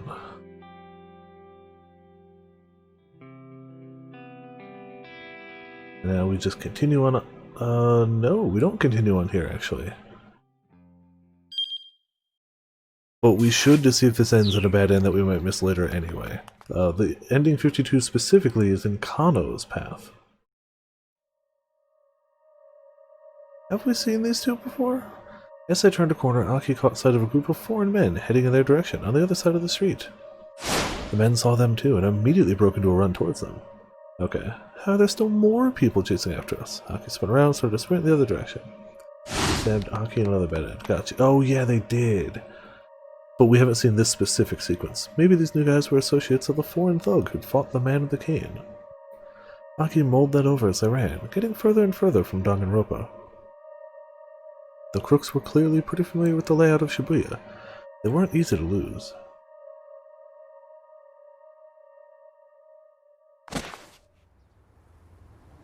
Aki and Hitomi finally lost sight of them somewhere around Nanpaidai, finally stopping once they got to Sakuragaoka. Sakuragaoka? Yeah, close enough. Are you alright? Aki panted. Yes, I think so. Well, guess we wound up coming here anyway. Hitomi raised an eyebrow in confusion. Suzune's hospital. It's just over there. In that case, can you please just go and see her? This... Okay, no, still going. She fixed him with a look of earnest pleading, and despite his misgivings, we go. Alright, does this let us continue on? Alright, that brings him to the to be continued, but it breaks Kano. So Kano's got the bad end here.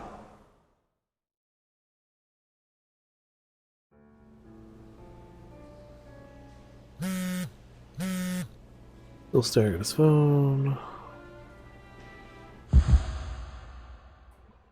There's Toteno's name.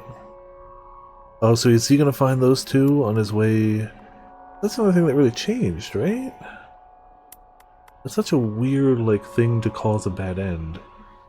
I guess we diverted those two towards the path that he's gonna be on, maybe?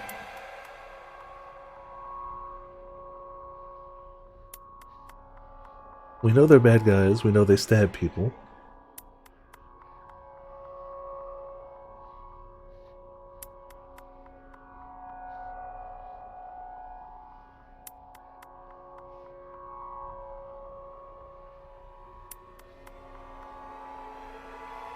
Office building, good stuff. Yep. There shouldn't be any further choices, it should just be us continuing until we hit a bad end now.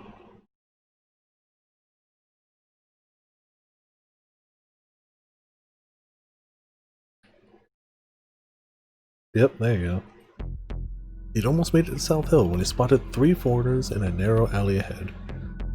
They were scanning the area as if searching for someone, and when they noticed Kano, they started running right for him. They were all dressed in the same kind of black clothes Al-Karawan wore. Kano recognized them at once, syndicate members who had taken part in the ransom relay. In a matter of moments, they had him cornered. "Out of my way," he said, "I'm in a hurry." But either they didn't understand him or simply didn't care to respond. Instead, they moved in to attack, pummeling him with fists and kicks.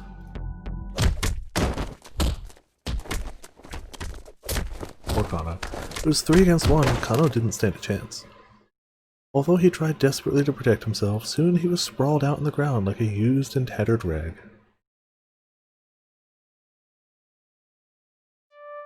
The men left him where he fell. As they jogged into the distance, we could see them searching again. The deserted alleyway grew quiet as the storm's aftermath. "I need to get to Toteno." He started to reach out for his cell phone, but he couldn't move any of his fingers. Well, yeah, that's a bad end too.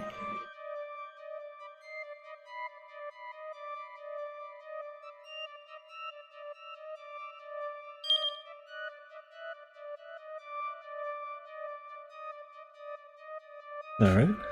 Crosses 52 off the list. 51. Morikawa 1605. We need A and A, which we got. Yep. Aki's past 1605. Get A. So we gotta get him hit by the car again, but we gotta see it as Kano.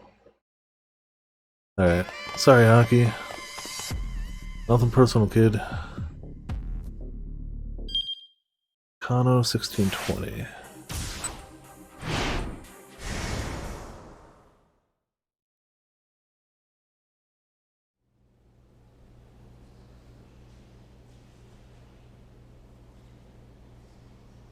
Yep, got the present from Sasayama.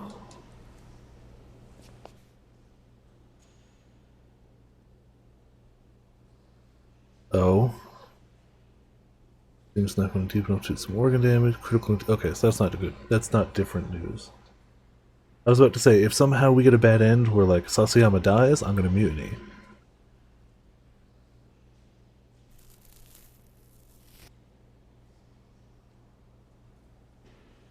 Yep, the thing for his wife. Yay.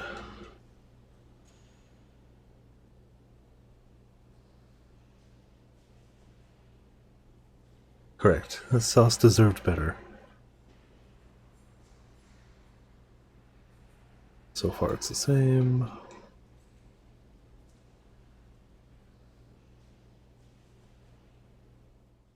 You do an investigation. Fatal car accident. Oh, yep. The culprits have turned themselves in. Okay. Take their testimony. Ask about the circumstances and details of a given event or situation. Standard police procedure when dealing with individuals involved in a criminal investigation. Sometimes includes taking written statements to present to the court. Ordinarily, Kano would have objected to such an arbitrary change in assignment. Punishment or no, he would have begged to stay on the Osawa investigation. Excuse me. Even if it was officially on hold. But now, his heart just wasn't in it. Understood, sir, he said with a nod. Bad end, yeah. Kuze handed him a briefing on the accident. It was a taxi driver and his passenger who'd surrendered themselves to the police. Kano leafed through the paperwork as he headed for the interrogation room. Being immersed in the hustle and bustle of the Criminal Affairs Division felt like a return to normalcy. The events earlier in the day gradually faded from his mind, and while part of him wanted to hold on to the sense that he'd been in the midst of something unusual, something important, his lingering regrets were soon buried under the clutter of the day-to-day. Yeah, depressing end. Well, that should be 51 out of there. Cool. And a trophy? Look at that. We're just... See, it was that one big block. Now we're just pounding these out. These are multiple trophies back to back. Why is this block a rarer... Oh, 1700 is more common because it's the one. It's the singular bad end. It's a lot easier to just do that by mistake. Alright, we need 48. Maria's Path, 1500, option B.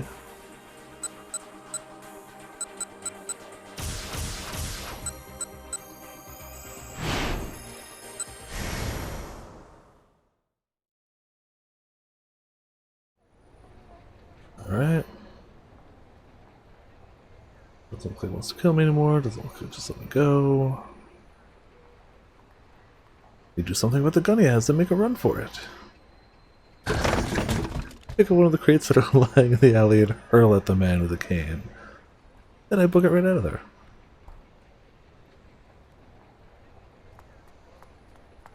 You can see here all the maps now. I don't know if you saw in the Discord, but thank you for the tip about those sands. I cashed out, because I have everything I wanted from the dwarves anyway, so I cashed out and I got 500,000 gil worth of them. They've all sold already. I run for a long time without looking back. And now, like, I haven't been doing those dailies this week because I have other stuff to focus on, but, like, I gotta get on that money while the money's still getting. Imagine if I had thought to do that when it started. Holy moly. Still not exactly bad money. I run for a long time without looking back. When I finally do take a peek over my shoulder, there's no sign of the guy following me.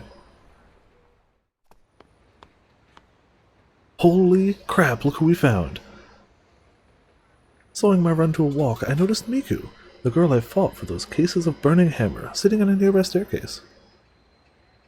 Thanks for earlier, I call out. Yes, she won't recognize you. You were a cat.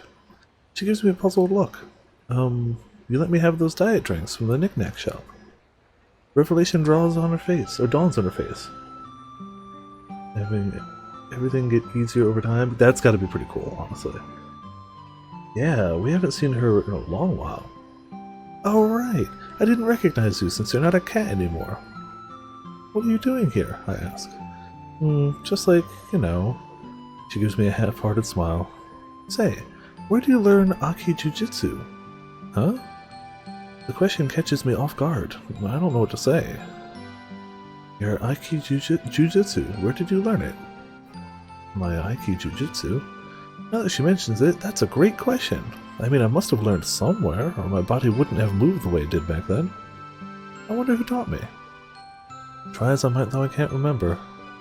Miku interprets my silence as a refusal to answer. She lets out an annoyed snort. Why, is it a trade secret? Fine then, how long did you train? Not that long, I guess. Probably. I'm just trying to avoid telling her I have amnesia, but she obviously thinks I'm being secretive. You know, she says angrily, after losing to you, I've completely fallen apart. Lost everything. Do you know how that feels? You feel like you've lost hold of the thing that makes you you? I nod with conviction. I do know. I've lost things too. Like my memory. You do? Well, I just can't take this anymore. I'm having a complete breakdown of identity. Developmental psychologist Eric Homburger Erickson was a key proponent of the concept of self-identity, the ability of individuals to continually and reliably know who they are and what they should do. I mean, I'm saying this having lost to you and all, but a long time ago... Oh, do you mind if I tell you some stuff from a long time ago? Anyway, so a long time ago, and so Miku launches into her story. That's just gonna be the bad end? Tell me this. Okay, there is more. You think maybe it is for the best if I quit? She asks at last. By now, 15 minutes or more have gone by. I've listened to Miku go on and on about her teenage years because I feel bad about getting her so depressed, but yikes. She's asked me all these questions I don't even understand, but although I'm starting to get sort of fed up with her angst, I keep my patience and respond as best I can. Worst part of making this new set? Gotta pentameld this all over again? Oh boy. Yep, have fun with that. That sounds, wasteful. If you love doing it, then I don't think you should quit, I tell her. Chances are, if you try to do something else, you're just going to come back to martial arts anyway. Besides, you probably owe it to the person who sent you down this path in the first place. You think so? Maybe you're right. Yeah, you are. Miku's face has regained a measure of cheerfulness. Thanks. I'm gonna keep on practicing more and more so I can get stronger. I'm not gonna lose to you next time. I'll keep that in mind. I've got no interest in fighting her again, but for now, I'll keep that to myself. Alright then, see you around. With a parting wave, Miku hops to her feet and heads off. As I watch her leave, a feeling of jealousy wells up within me. Did I once have something that I was passionate about? I don't even know, because I can't remember. I just can't remember. Gunman. The one with the cane. He might know something about me. At this point, I'm even willing to risk a run-in with a killer to find out more about myself. I decide to head back to where he was before. Smart. Except not. When I arrive at the alley though, there's nobody there. Paradoxically, I'm both relieved and severely disappointed. Then I happen to notice something lying on the ground. What is it? I pick it up. It's a notebook. Slipped into the back cover is a photo showing two boys and a girl. This won't become plot relevant. It's a long bad end, too. What do I do now? Do I go to the police? How would I even explain the situation? I can see it now. There's this killer out there, and he's after this person named Hitomi Osawa. And then the police would be like, who is that? And who exactly is after her? And then what would I say? Heck, they might not even give me the time of day in the first place. Not only do I not have any idea who Hitomi Osawa is, I know nothing about the guy who's after her except that he walks with a cane. I mean, I can't even tell them who I am. They'd probably shoo me away without a second thought.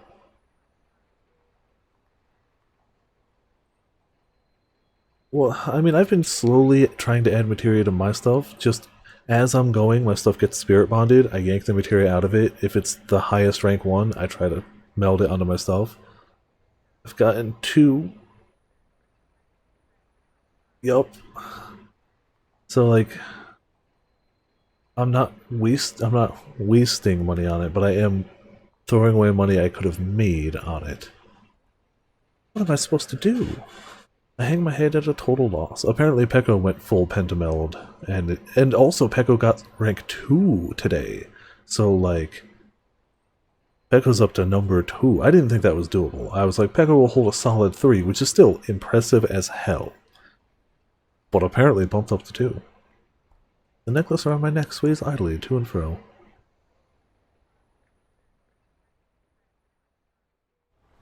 Very long bad end.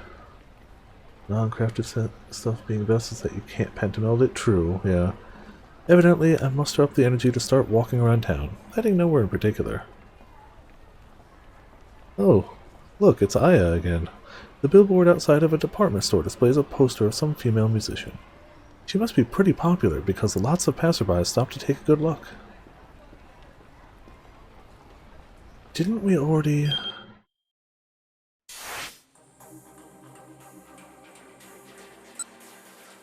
This isn't a bad end.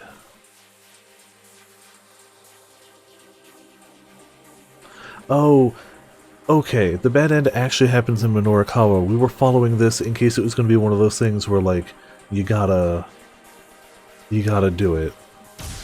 There's like see it from both people's point of views, but I guess you don't have to. We go to Minorikawa at 15:30, so we're close, I guess.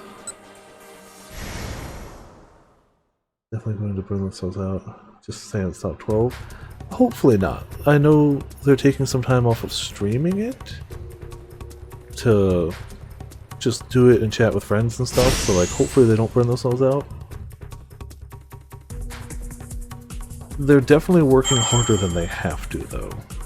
I mean, they're being cautious, which is safe, because you never know if there are people who are hoarding their materials. I hear a lot of people talking about people doing that in the Daidom, about how there's probably people just hoarding their materials to turn in that final day, so nobody knows where they are on the list.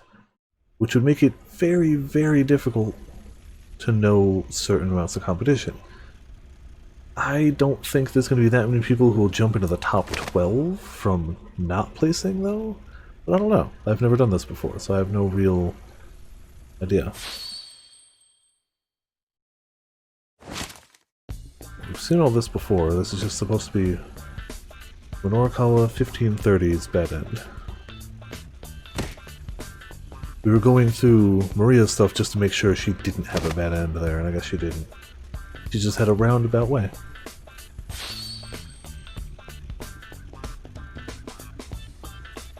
This is new, though. Why is this different? Honestly, you'd think that dying once would be sufficient. Did I just miss that before? Like, he runs anyway, which is what always happens.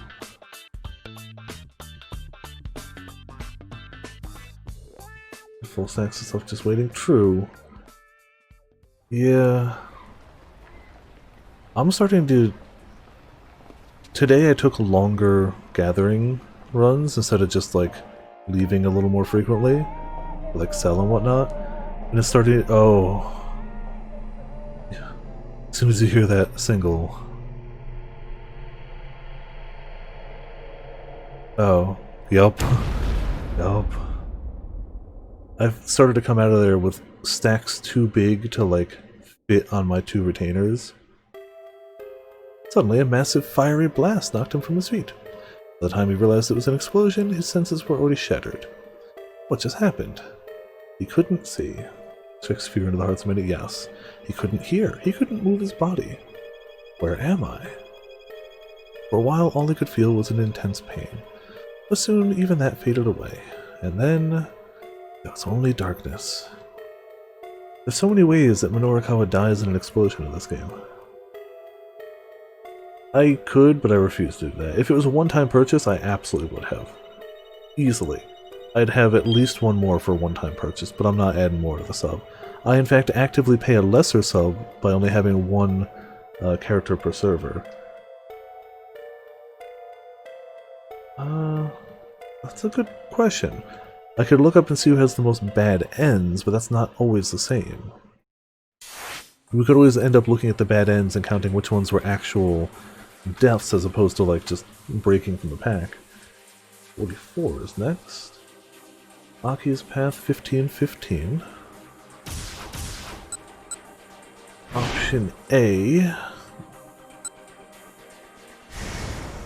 Didn't we do this one?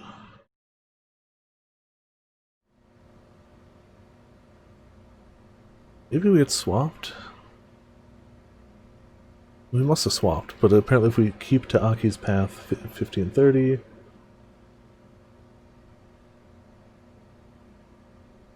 it'll do it.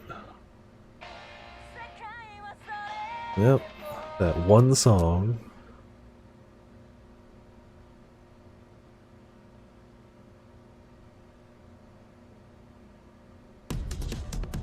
We found the minivan, we go to the place, I'm sure it's fine.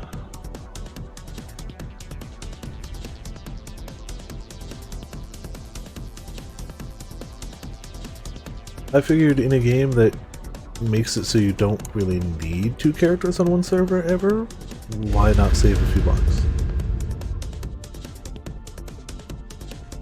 Like, if it was WoW, I'd never take that option. Like, there's so many reasons to have alternate characters on one server. But in 14, in fact, I'd definitely argue they make a strong case against it. The only reason I could think to have an alt would be on a separate data center to play with other people. That's the only reason I can think of to have an alt.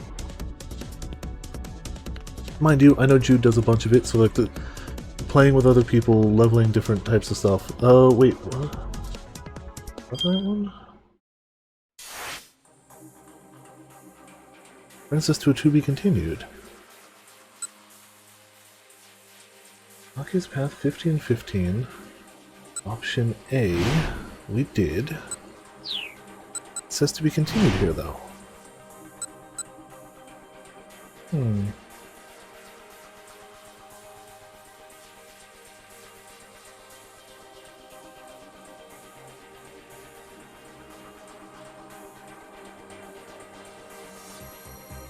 Weird.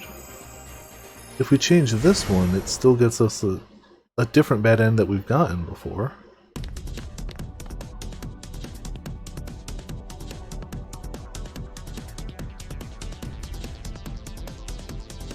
Yeah, it's the same exploding van. We've seen this before.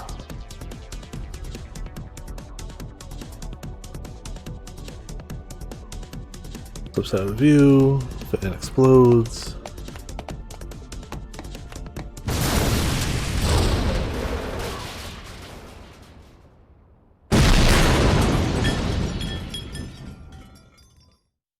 Huh.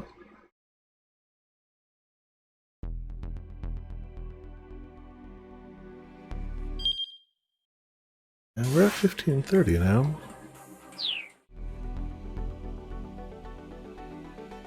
On the off chance it is different, but it says to be continued.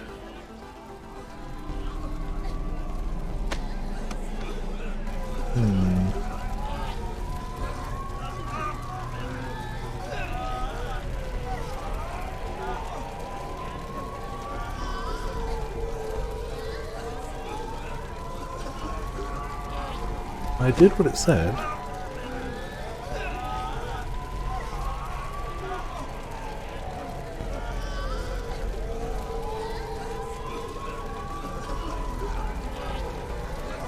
Pretty sure it's just gonna bring us to the to be continued, but I just want to see it through to make sure. Also, hey Crescent, how you doing tonight? Welcome to Viperland in the chat. It's going pretty well. We got quite a few trophies tonight. We're aiming for more. I think we're at what, 4 already tonight? Yeah, we've seen this bit. This isn't the bad end.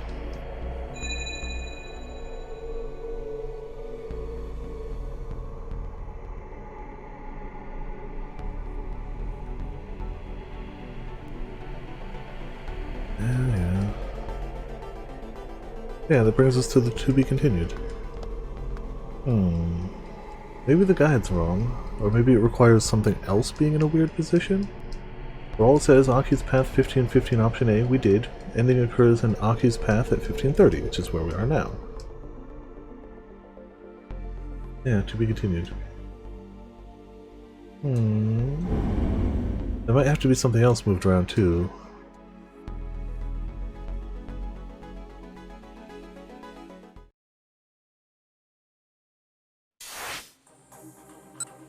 Like a stream a few hours again, but you're tired. Tired will happen, yeah, for sure. Eat. Shibuya Scramble.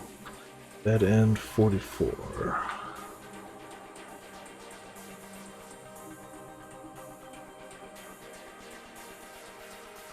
see if there's a tip somewhere else of me doing something wrong.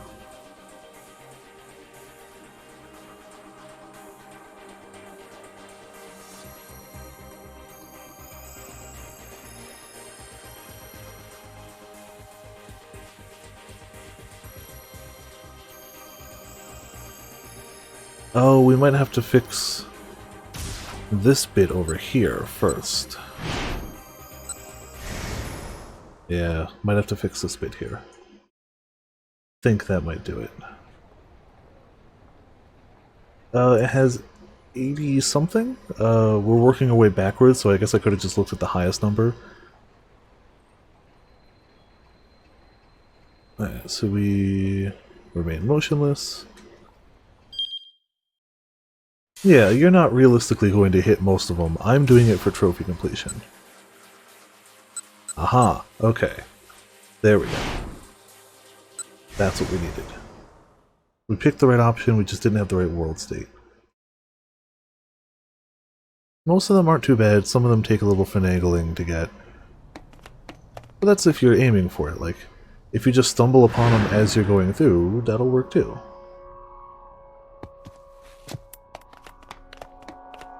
But yeah, I enjoyed this game a lot, I'm liking the side content, so we decided to go for the platinum. If you're not going for the platinum, you have no reason to view all of them. We've seen all this from Maria's point of view, but I guess we didn't watch it from Aki's, so we're just going to watch it play out from Aki's point of view. Like, we had hit this bad end before, but we were... Oh, that's so brutal looking. We were Maria at the time.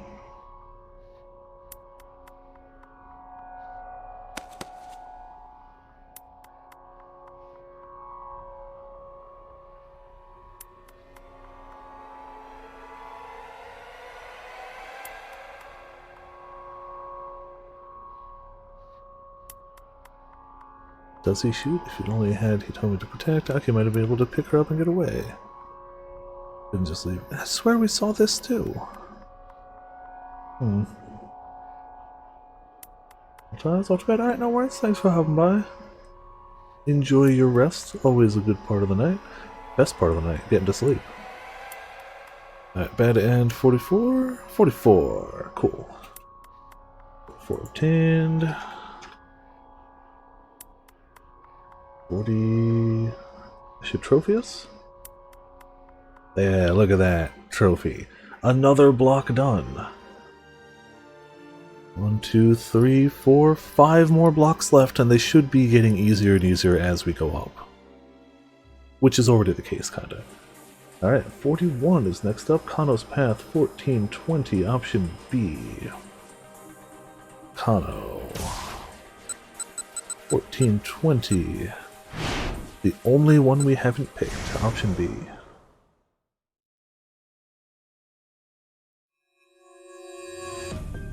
It's you. I'll remain silent. So we've gone through this. I'm gonna see where it leads Kano in case it leads him to an ending too. I've definitely learned my lesson from the earlier ones. It's like once we pick something we haven't picked before, see it to its conclusion, see what happens. They're after you told me because she has the antiviral. I didn't know that, but if they're after the antiviral, it makes the person... Okay, so it's probably going to put up the same for him, but it's definitely going to affect Osawa, who's got this ending.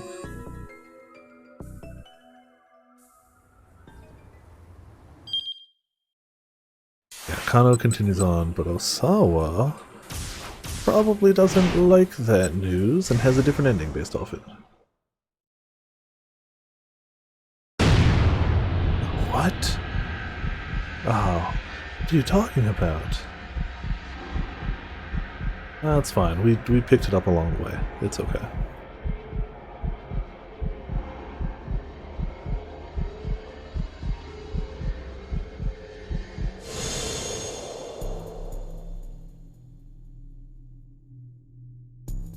Oh, he blanked it out too. Need to be alone. Kajiwara didn't try to stop him. That's weird. Kajiwara's one thing. Uh-oh. Then he studied toward behind him, he dropped onto his sofa and got out a bottle of pills. Stared at it, thinking back on what the detective had told him. I know that the syndicate is really after you, Mr. Osawa. Of course, a good banana, Detective Kano had a point. From a financial perspective, Osawa's discoveries, and indeed Osawa himself, were incredibly valuable. Immersed as he was in his research, he had never imagined he'd become a target. The kidnappers had used that artlessness to catch him completely off his guard. He thought back to the emails that A had sent him. For now, they were just stringing him along, but before long, the guilt bombs might turn into more direct threats. They would extort his money, steal his research, and finally have him killed. It was so easy to see what their plan was now. And the worst of it was, he wasn't their only target. Kidnapping Maria would only be A's first step. Osawa contemplated in horror how his family would all be victimized because of him. There was only one thing he could do. He poured a mound of sleeping pills out onto his hand. Then, without any hesitation, he gulped down the lot. The effect on his body was slow to start, but he felt a deep and irresistible drowsiness begin to creep over him. As his consciousness was starting to fade, he heard the distant sound of the front door chime. Moments later, the study door opened, and Kajiwara peered inside to see Osawa lying on the floor. "Mr. Osawa, are you okay? Mr. Osawa!" The detective's voice was rapidly fading out. As Osawa surrendered to the irresistible urge to drift into sleep, his mouth gaped open. That's another depressing end, yeah. A has come for me. Those were his last words. Well, damn. A depressing one, but an easy one. Bad end, the threat of A. Alright, ending 38. Kano's Path, 1420.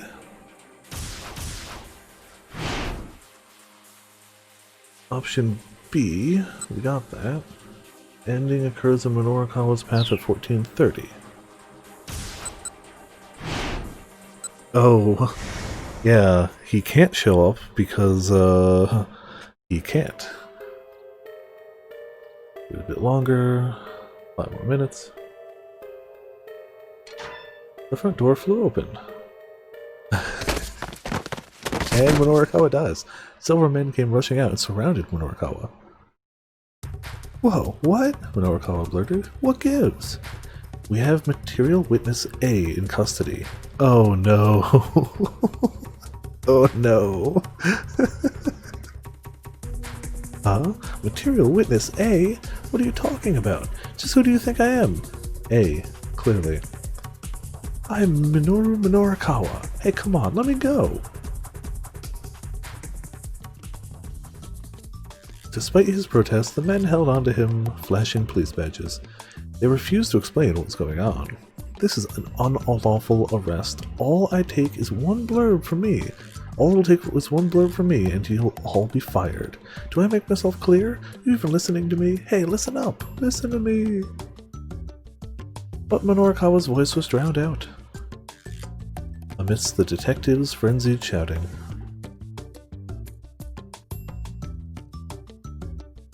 I can't believe the labyrinth is canon.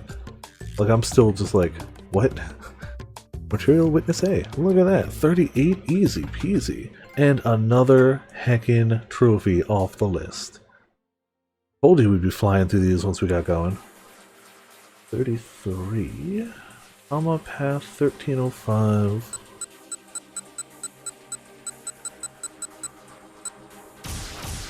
Option A. Everything we found through bad ends? Yeah, honestly, I don't know. Because the cat suit being a sentient AI with dimension-ripping powers is probably my favorite. The Labyrinth, top tier. It would be a close second in terms of craziness. I do also like the happy ends for people who might not normally get them. Like the Tama happy ending with the eating contest. I like that a lot too. But I gotta say, the cat suit being canonically a super intelligent, super powerful AI suit is my favorite. However, Labyrinth is fantastic. Oh yeah, we're gonna do option A. So I assume there's gonna be one for each of these. The rhyming game or rock, paper, scissors should probably each have their own, right? We'll start in order though. 33 is option A. Rock, paper, scissors. Rock, paper, scissors? The girl goes slack-jawed in surprise. Yeah. And if I win, you have to let me have those diet drinks. Rock, paper, scissors, sure. Whatever. Okay, I accept. Here we go. I ready my fist. Excuse me. 1, 2, 3, shoot. I've lost. We're doing best out of 3, right? What? 1, 2, 3, shoot. I lose again.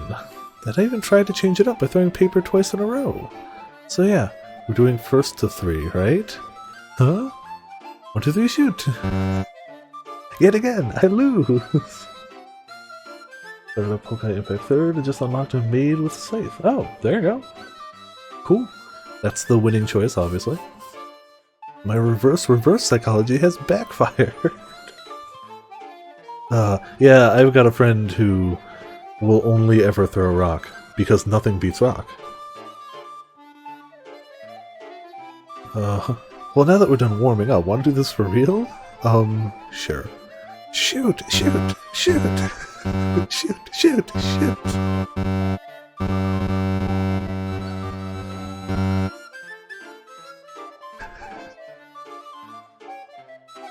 I wish it had shown one image in there of her throwing something different and her still getting countered. She really sucks. This goes on for a good 30 minutes. We've thrown more times than I can even count, and I haven't won once. Reverse psychology. Reverse psychology.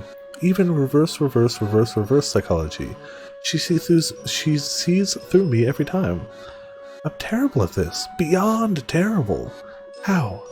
How can someone be this bad at rock, paper, scissors? I want to keep going until I win at least once, but the girl is clearly pretty fed up. This sucks, but I've reached my limit. Time's up. There's right around now, there's someone else who's been told that his time is up, and he's in quite a predicament. Yes, it's Junichi Yanagashita. The ruthless ultimatum was issued by none other than Minoru Manarakawa. Well, thanks for humoring me for so long. Guess those drinks are all yours. I shuffle off, my shoulders slumped in dismay. On shaky legs, I make my way back to the Nokane building. I'm half tempted to just abandon the whole burning hammer disaster, but I know I'd feel guilty afterwards. Besides, after all the effort I put into this, I'd at least like to get paid something. That's respectable, yeah. I'm back, I call out casually as I open the door. Oh, was that Boss Man?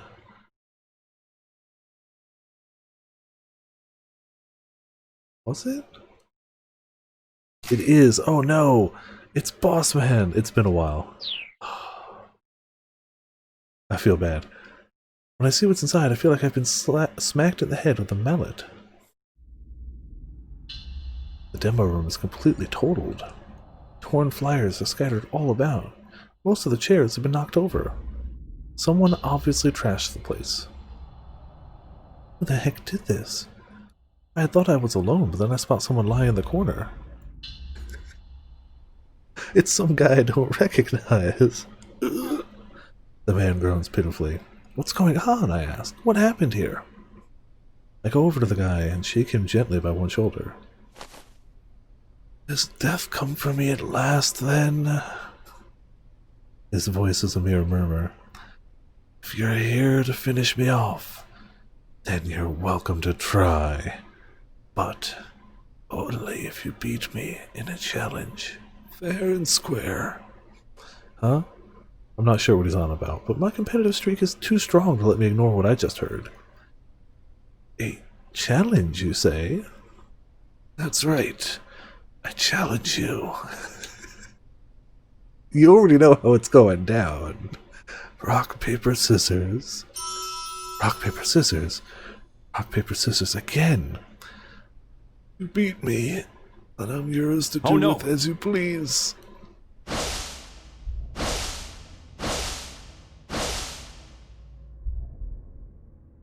All the vexation I felt earlier when I lost to the girl in the knick-knack shop stirs within me again. I feel like a kettle boiling over. At this point, I don't even care who my opponent is. I need to slay the nagging disappointment inside me. Alright then, I accept your challenge. I hold out my fist. Here we go. 1, 2, 3. Shoot. I throw paper, and the man throws scissors. Like, you knew it was coming. But with the music and everything, it's good. It's good. He can't even outstretch his entire hand. He's dying, and he's just. It's Dracula again from Mino. Mino's Dracula. I've lost. I guess I really am just no good at rock, paper, scissors. Or maybe I should say I'm really good at losing at it.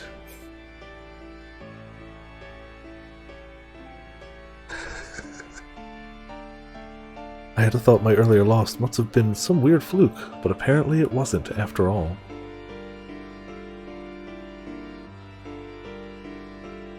Yeah, it's always Firmino when he's at the end of his rope. He's Dracula. No. Best bad end name. Rochambeau.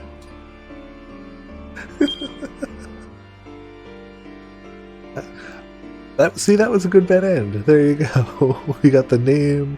We got the picture. Wait, that was 31?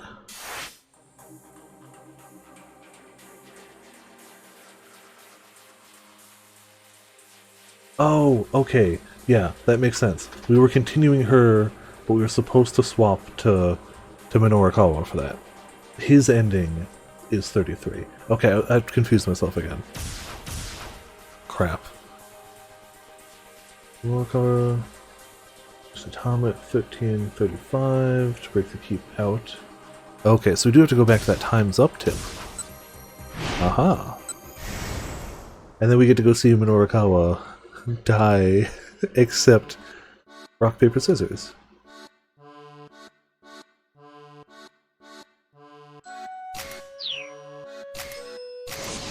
Right, back to him.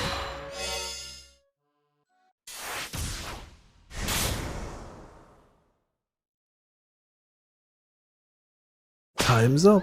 Minorikawa had had enough. Yeah, we've gotten a bunch of this.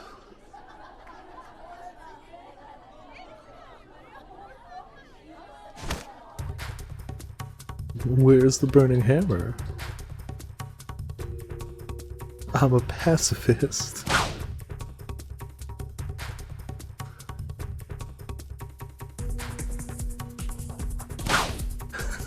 I forgot how good all of his facial expressions were. 100% of them.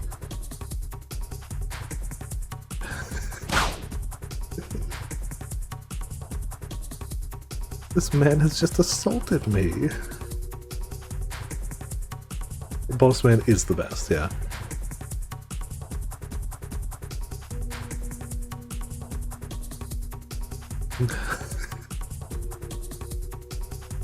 He's just yelling over Minorikawa. Minorikawa has met his match in Bossman, by the way.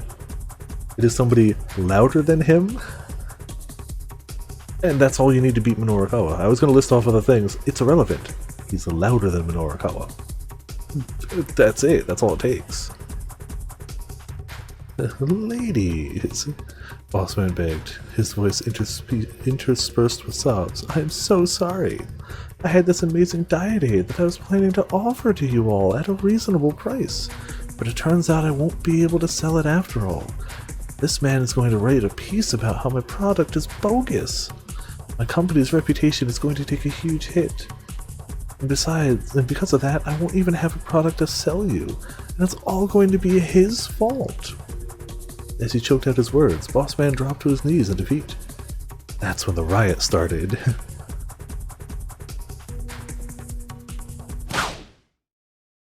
I love the idea of a bunch of like middle-aged housewives beating the stuffing out of Minorikawa and rioting and trashing the place. Minorikawa wasn't sure exactly when he blacked out. When he came to, he was sprawled out on the floor. Craning his neck to look around, he saw no sign of Bossman or his customers. Only tattered flyers and busted chairs strewn about the room. Yeah, clearly. Only when scorned, there was a ringing in his ears. The back of his head throbbed painfully. His arms felt too heavy to lift. It was like his entire body had been transformed into a lump of cement. Finally, he remembered.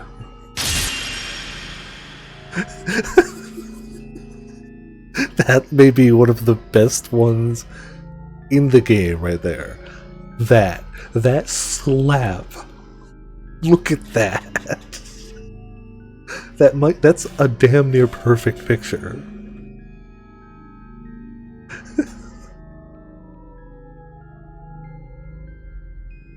This game visually does so much with so little. Like, if you were to count the number of like still pictures in this game, it's not that big a number. We're not talking. There's almost no animation. The cinematics they use are mostly people running towards a blue van and exploding. They do so much with the photos they've got. Like instant anger, and like this is a bad end. It is entirely possible we go through the game and don't see this work of art, or the Tama like silhouetted against the background rock paper scissors loss. That's art, and you're not even guaranteed to see it. That's the love they put into the visuals of this game.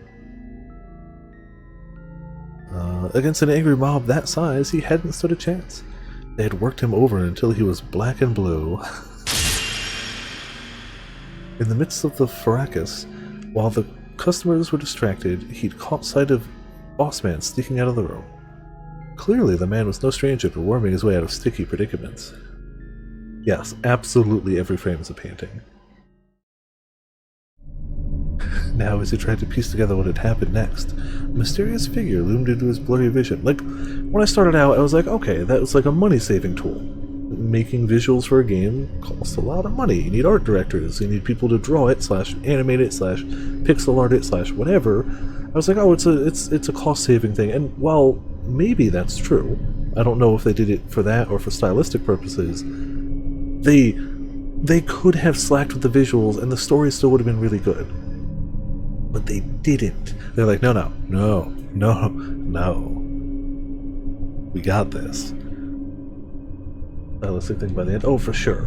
But like, whether that was their initial decision or not, I don't know. And like, if they really could have slacked, it still would have been entertaining, we still would have been captivated by the story, and I like to think we still would have kept going, but like, they went so hard and they didn't have to, and it worked.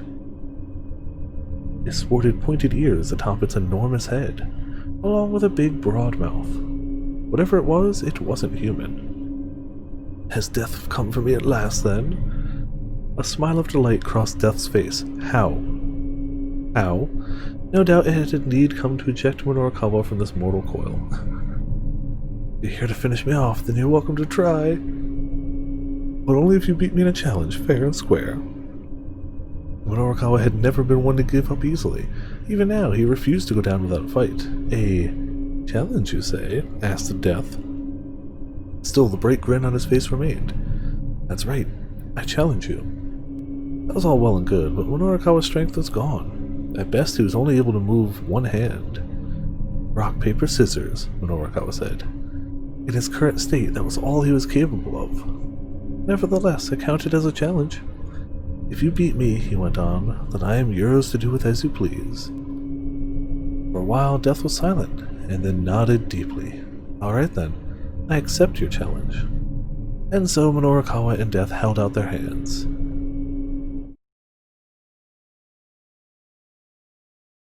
Minorikawa tried to throw a rock, but with several of his fingers broken.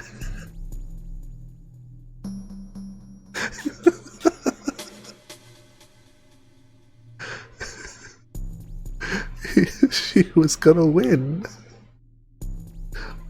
But she couldn't. He couldn't throw a rock.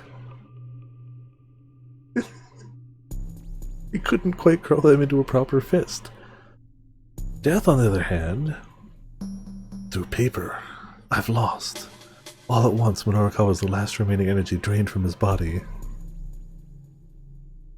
They both ended their time convinced they were defeated in rock, paper, scissors. Holy crap. Alright. Alright. Oh man. Alright. Gotta go to Tama's path, 1300, option B. And then another bad end from Norikawa. Tama 1300, option B. They both lost.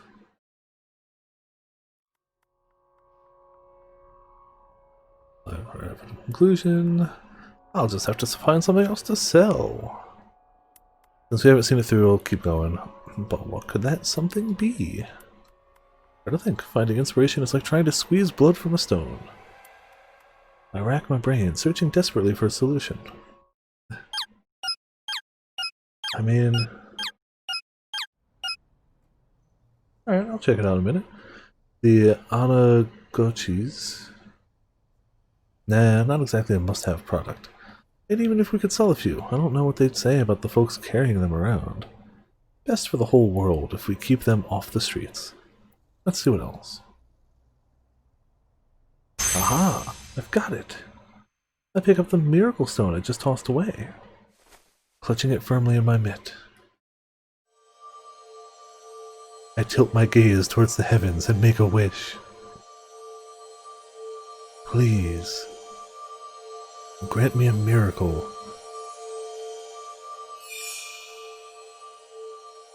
And my wish is granted. I like them, please. I'll take 10. Mr. Bossman can barely keep up with the demands as the crowd clamors for their miracle stones. Everyone is smiling and laughing, their bodies enthusiastically swaying to and fro. You are happy, and you are happy. You are all very happy. Standing on stage, I hold up my miracle stone, swinging it like a pendulum as I recite my magic little chant.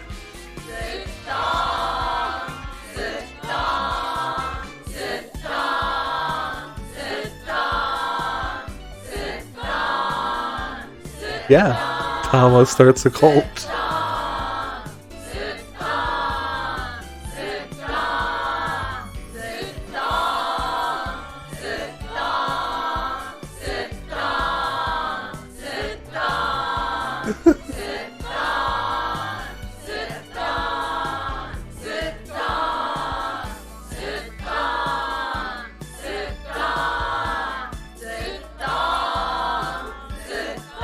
The room vibrates with cheering and rumbles, with applause. It really is like a miracle. I think I've actually turned this disaster around. Whoever smashed all the burning hammer, I don't know who you are or where you are. But thank you. I realize now that I'm crying tears of joy. I've never felt satisfaction like I felt right now, seeing all these blissful customers purchasing one miracle stone after another. It feels like nothing could possibly go wrong. Honestly, I'm just grateful to God that I get to be here right now. I have the utmost conviction that this is where my life truly begins.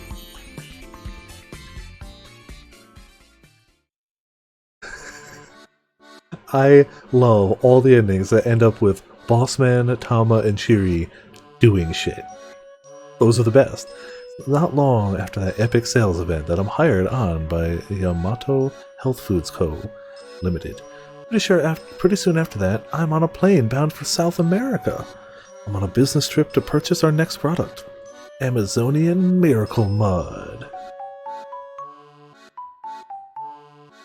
Good. South American business trip. But the thing is, that's not the ending we were aiming for. That's 29, which we also needed. The one we're aiming for is Minorikawa, which means he definitely ends up as part of the cult, right? Right? Like, he's just part of the cult now. That's the actual ending for him. Minorikawa 1310, yep. So he's part of the cult now.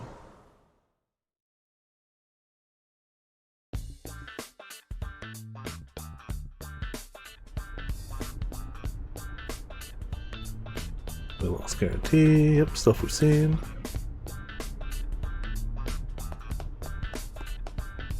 More posters, follow the posters.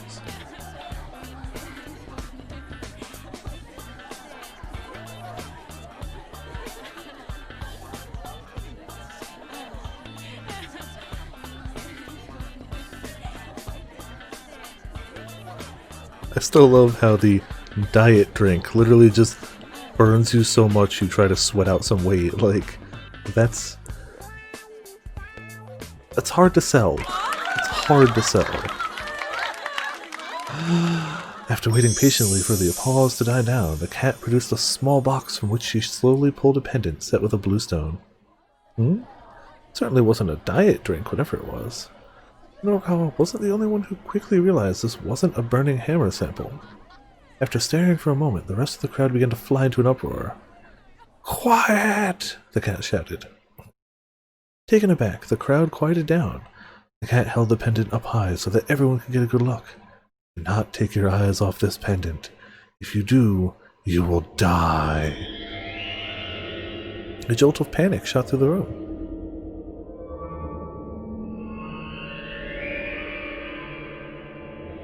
Yep, Minorika was part of the cult. Slowly, the cat began to swing the pendant back and forth.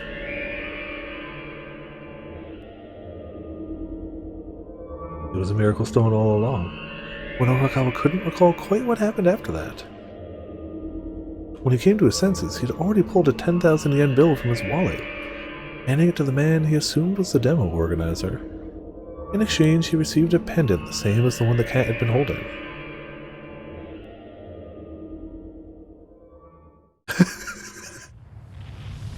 "I've done it!" Minorika muttered to himself excitedly. Clutching the pendant in his hand, he could feel the energy it radiated coursing through his body. The cat's monotone chanting from the stage sounded in his ears like a chorus of angels. Overwhelmed by a feeling of ecstasy he could scarcely contain, Minorika repeated his words to himself. "I've done it. With this, I'll be the greatest writer the world has ever seen. My articles will stir the emotions of the entire human race. They'll laugh, they'll cry, they'll tremble with fear.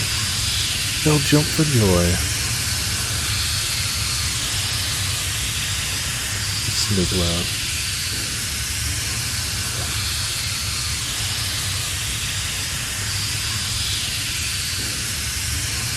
Sorry, I thought I had to sneeze.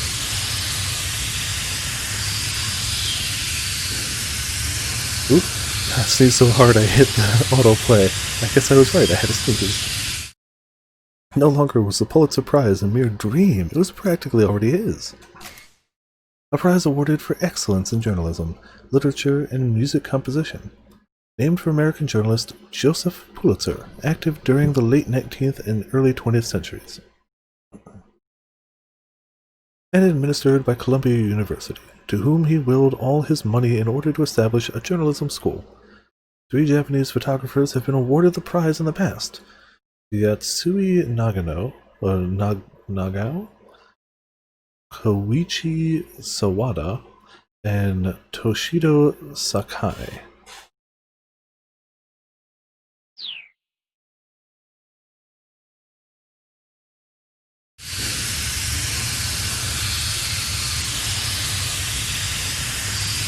Minorika wanted, no, he needed to tell someone how excited he was. This miracle he had attained, he wasn't going to just squander it on himself, oh no. A journalist of his stature needed to share what he knew with all of humanity. He opened up his laptop. He booted up his word processing program. He deleted all of the articles he'd been working on. He knew what he really needed to write. Special edition report on the Miracle Stone, only in 4-Star General Gossip Spring Edition. Must-have stone, already in many fashionistas' collections. Look out, world, mysterious gemstone set to change international balance of power. Blessed by the Miracle Stone? Get your hot stock tips here. The pages, originally slated for the pros and cons of security cameras and washed-up screenwriters, were instead filled with glowing praise and rave reviews for the Miracle Stone. Never had Minorikawa been more proud of his work. Oh, Mino. Back at 4-Star General Gossip headquarters, Minorikawa handed his articles to Toyama, who was sitting glumly at his desk. Toyama looked them over slowly. Then there was a lingering silence. Finally he spoke, his voice subdued, but his words crystal clear. Yeah. This is all getting axed.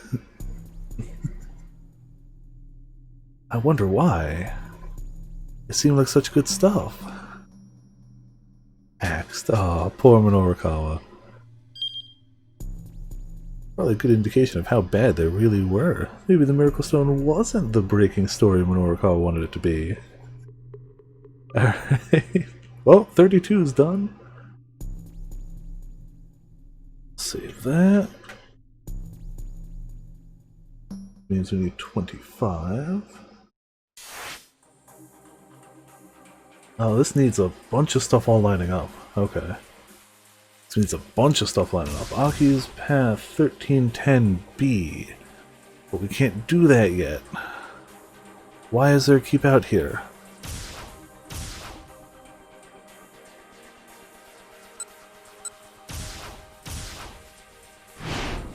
Alright, so if we fix the timeline, that should help, I guess. We gotta fix it so we can break it again.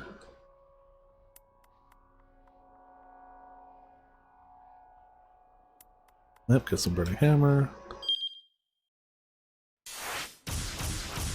Still had to keep out. What else did we change?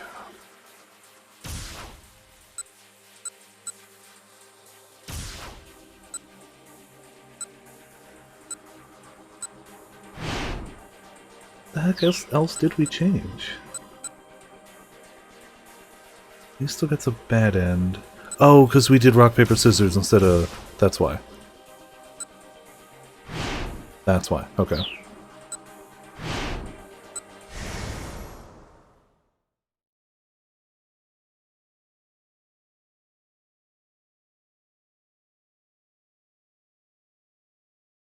Alright, that should...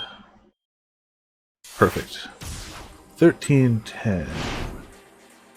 Option B. Yeah, we gotta get 4 options all set the right way for Kano to have a bad end. Returning back. It is Sunday night, yep. And last I checked. But I also know this is the final ending we don't have in this chapter, so I'm just gonna skip around. Minorikawa 1305. Option B.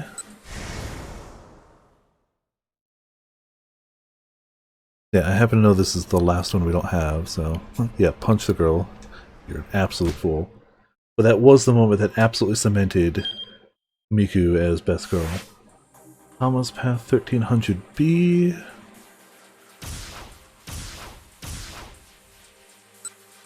Oh man, we gotta pick every wrong answer here?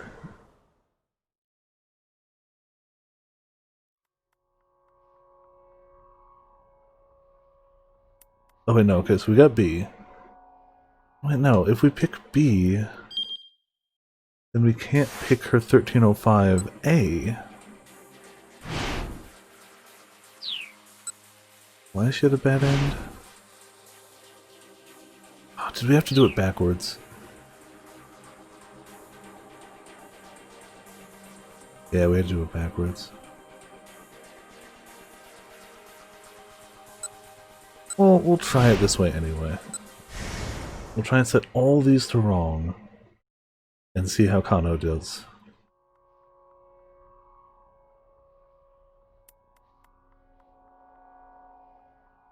Alright. Aki's B, Minorikawa's B, Tama's B. Technically we're supposed to do an A after that, but Kano's Path 1320.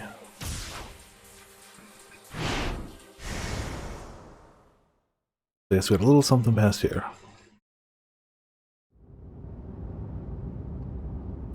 Go to Syndicate Hideout. This is where Maria was being held. This is going. I can take a look at that Discord real quick.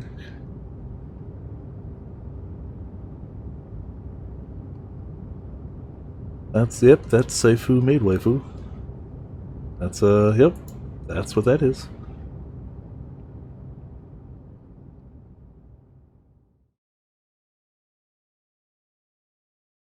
Back when we still doubted Stanley, before we knew.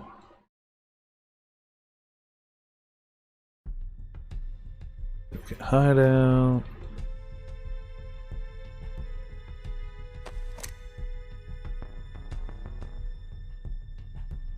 We've definitely seen this bit before.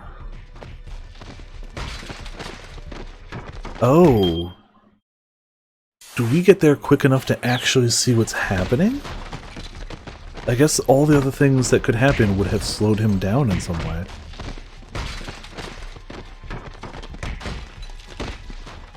But since we're not slowed... maybe not.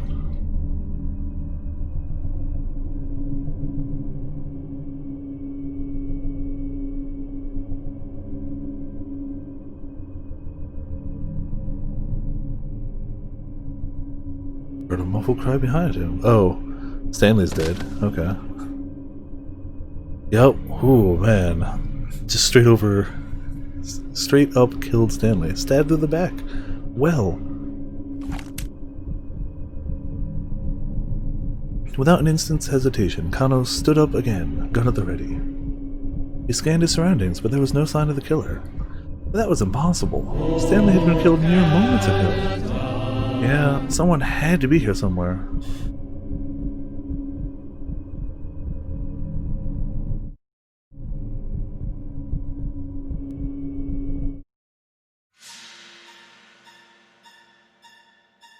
Out of nowhere, he felt someone press the tip of a knife into his neck from behind, right at the base of his skull. How? He hadn't noticed anyone coming up on him. There wasn't even anyone else around. Nobody but the corpses scattered across the floor. Wait, corpses? Kano hadn't checked them. Hadn't checked to make sure they were all really dead. With his last thought, he realized that that had been his fatal mistake.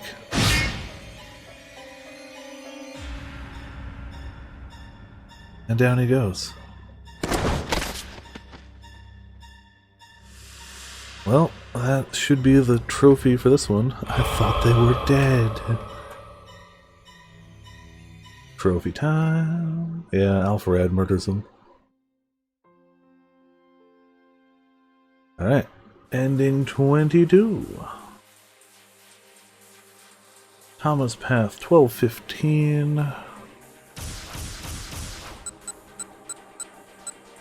Option A, which we would have gotten before, but I guess we didn't go over to Minorikawa from there.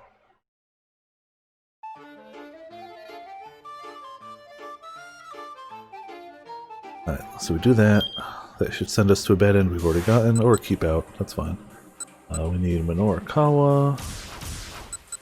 Not this one. Oh, it looks the wrong one. So we set that to make sure things are going right. I was looking at 21, we need 22.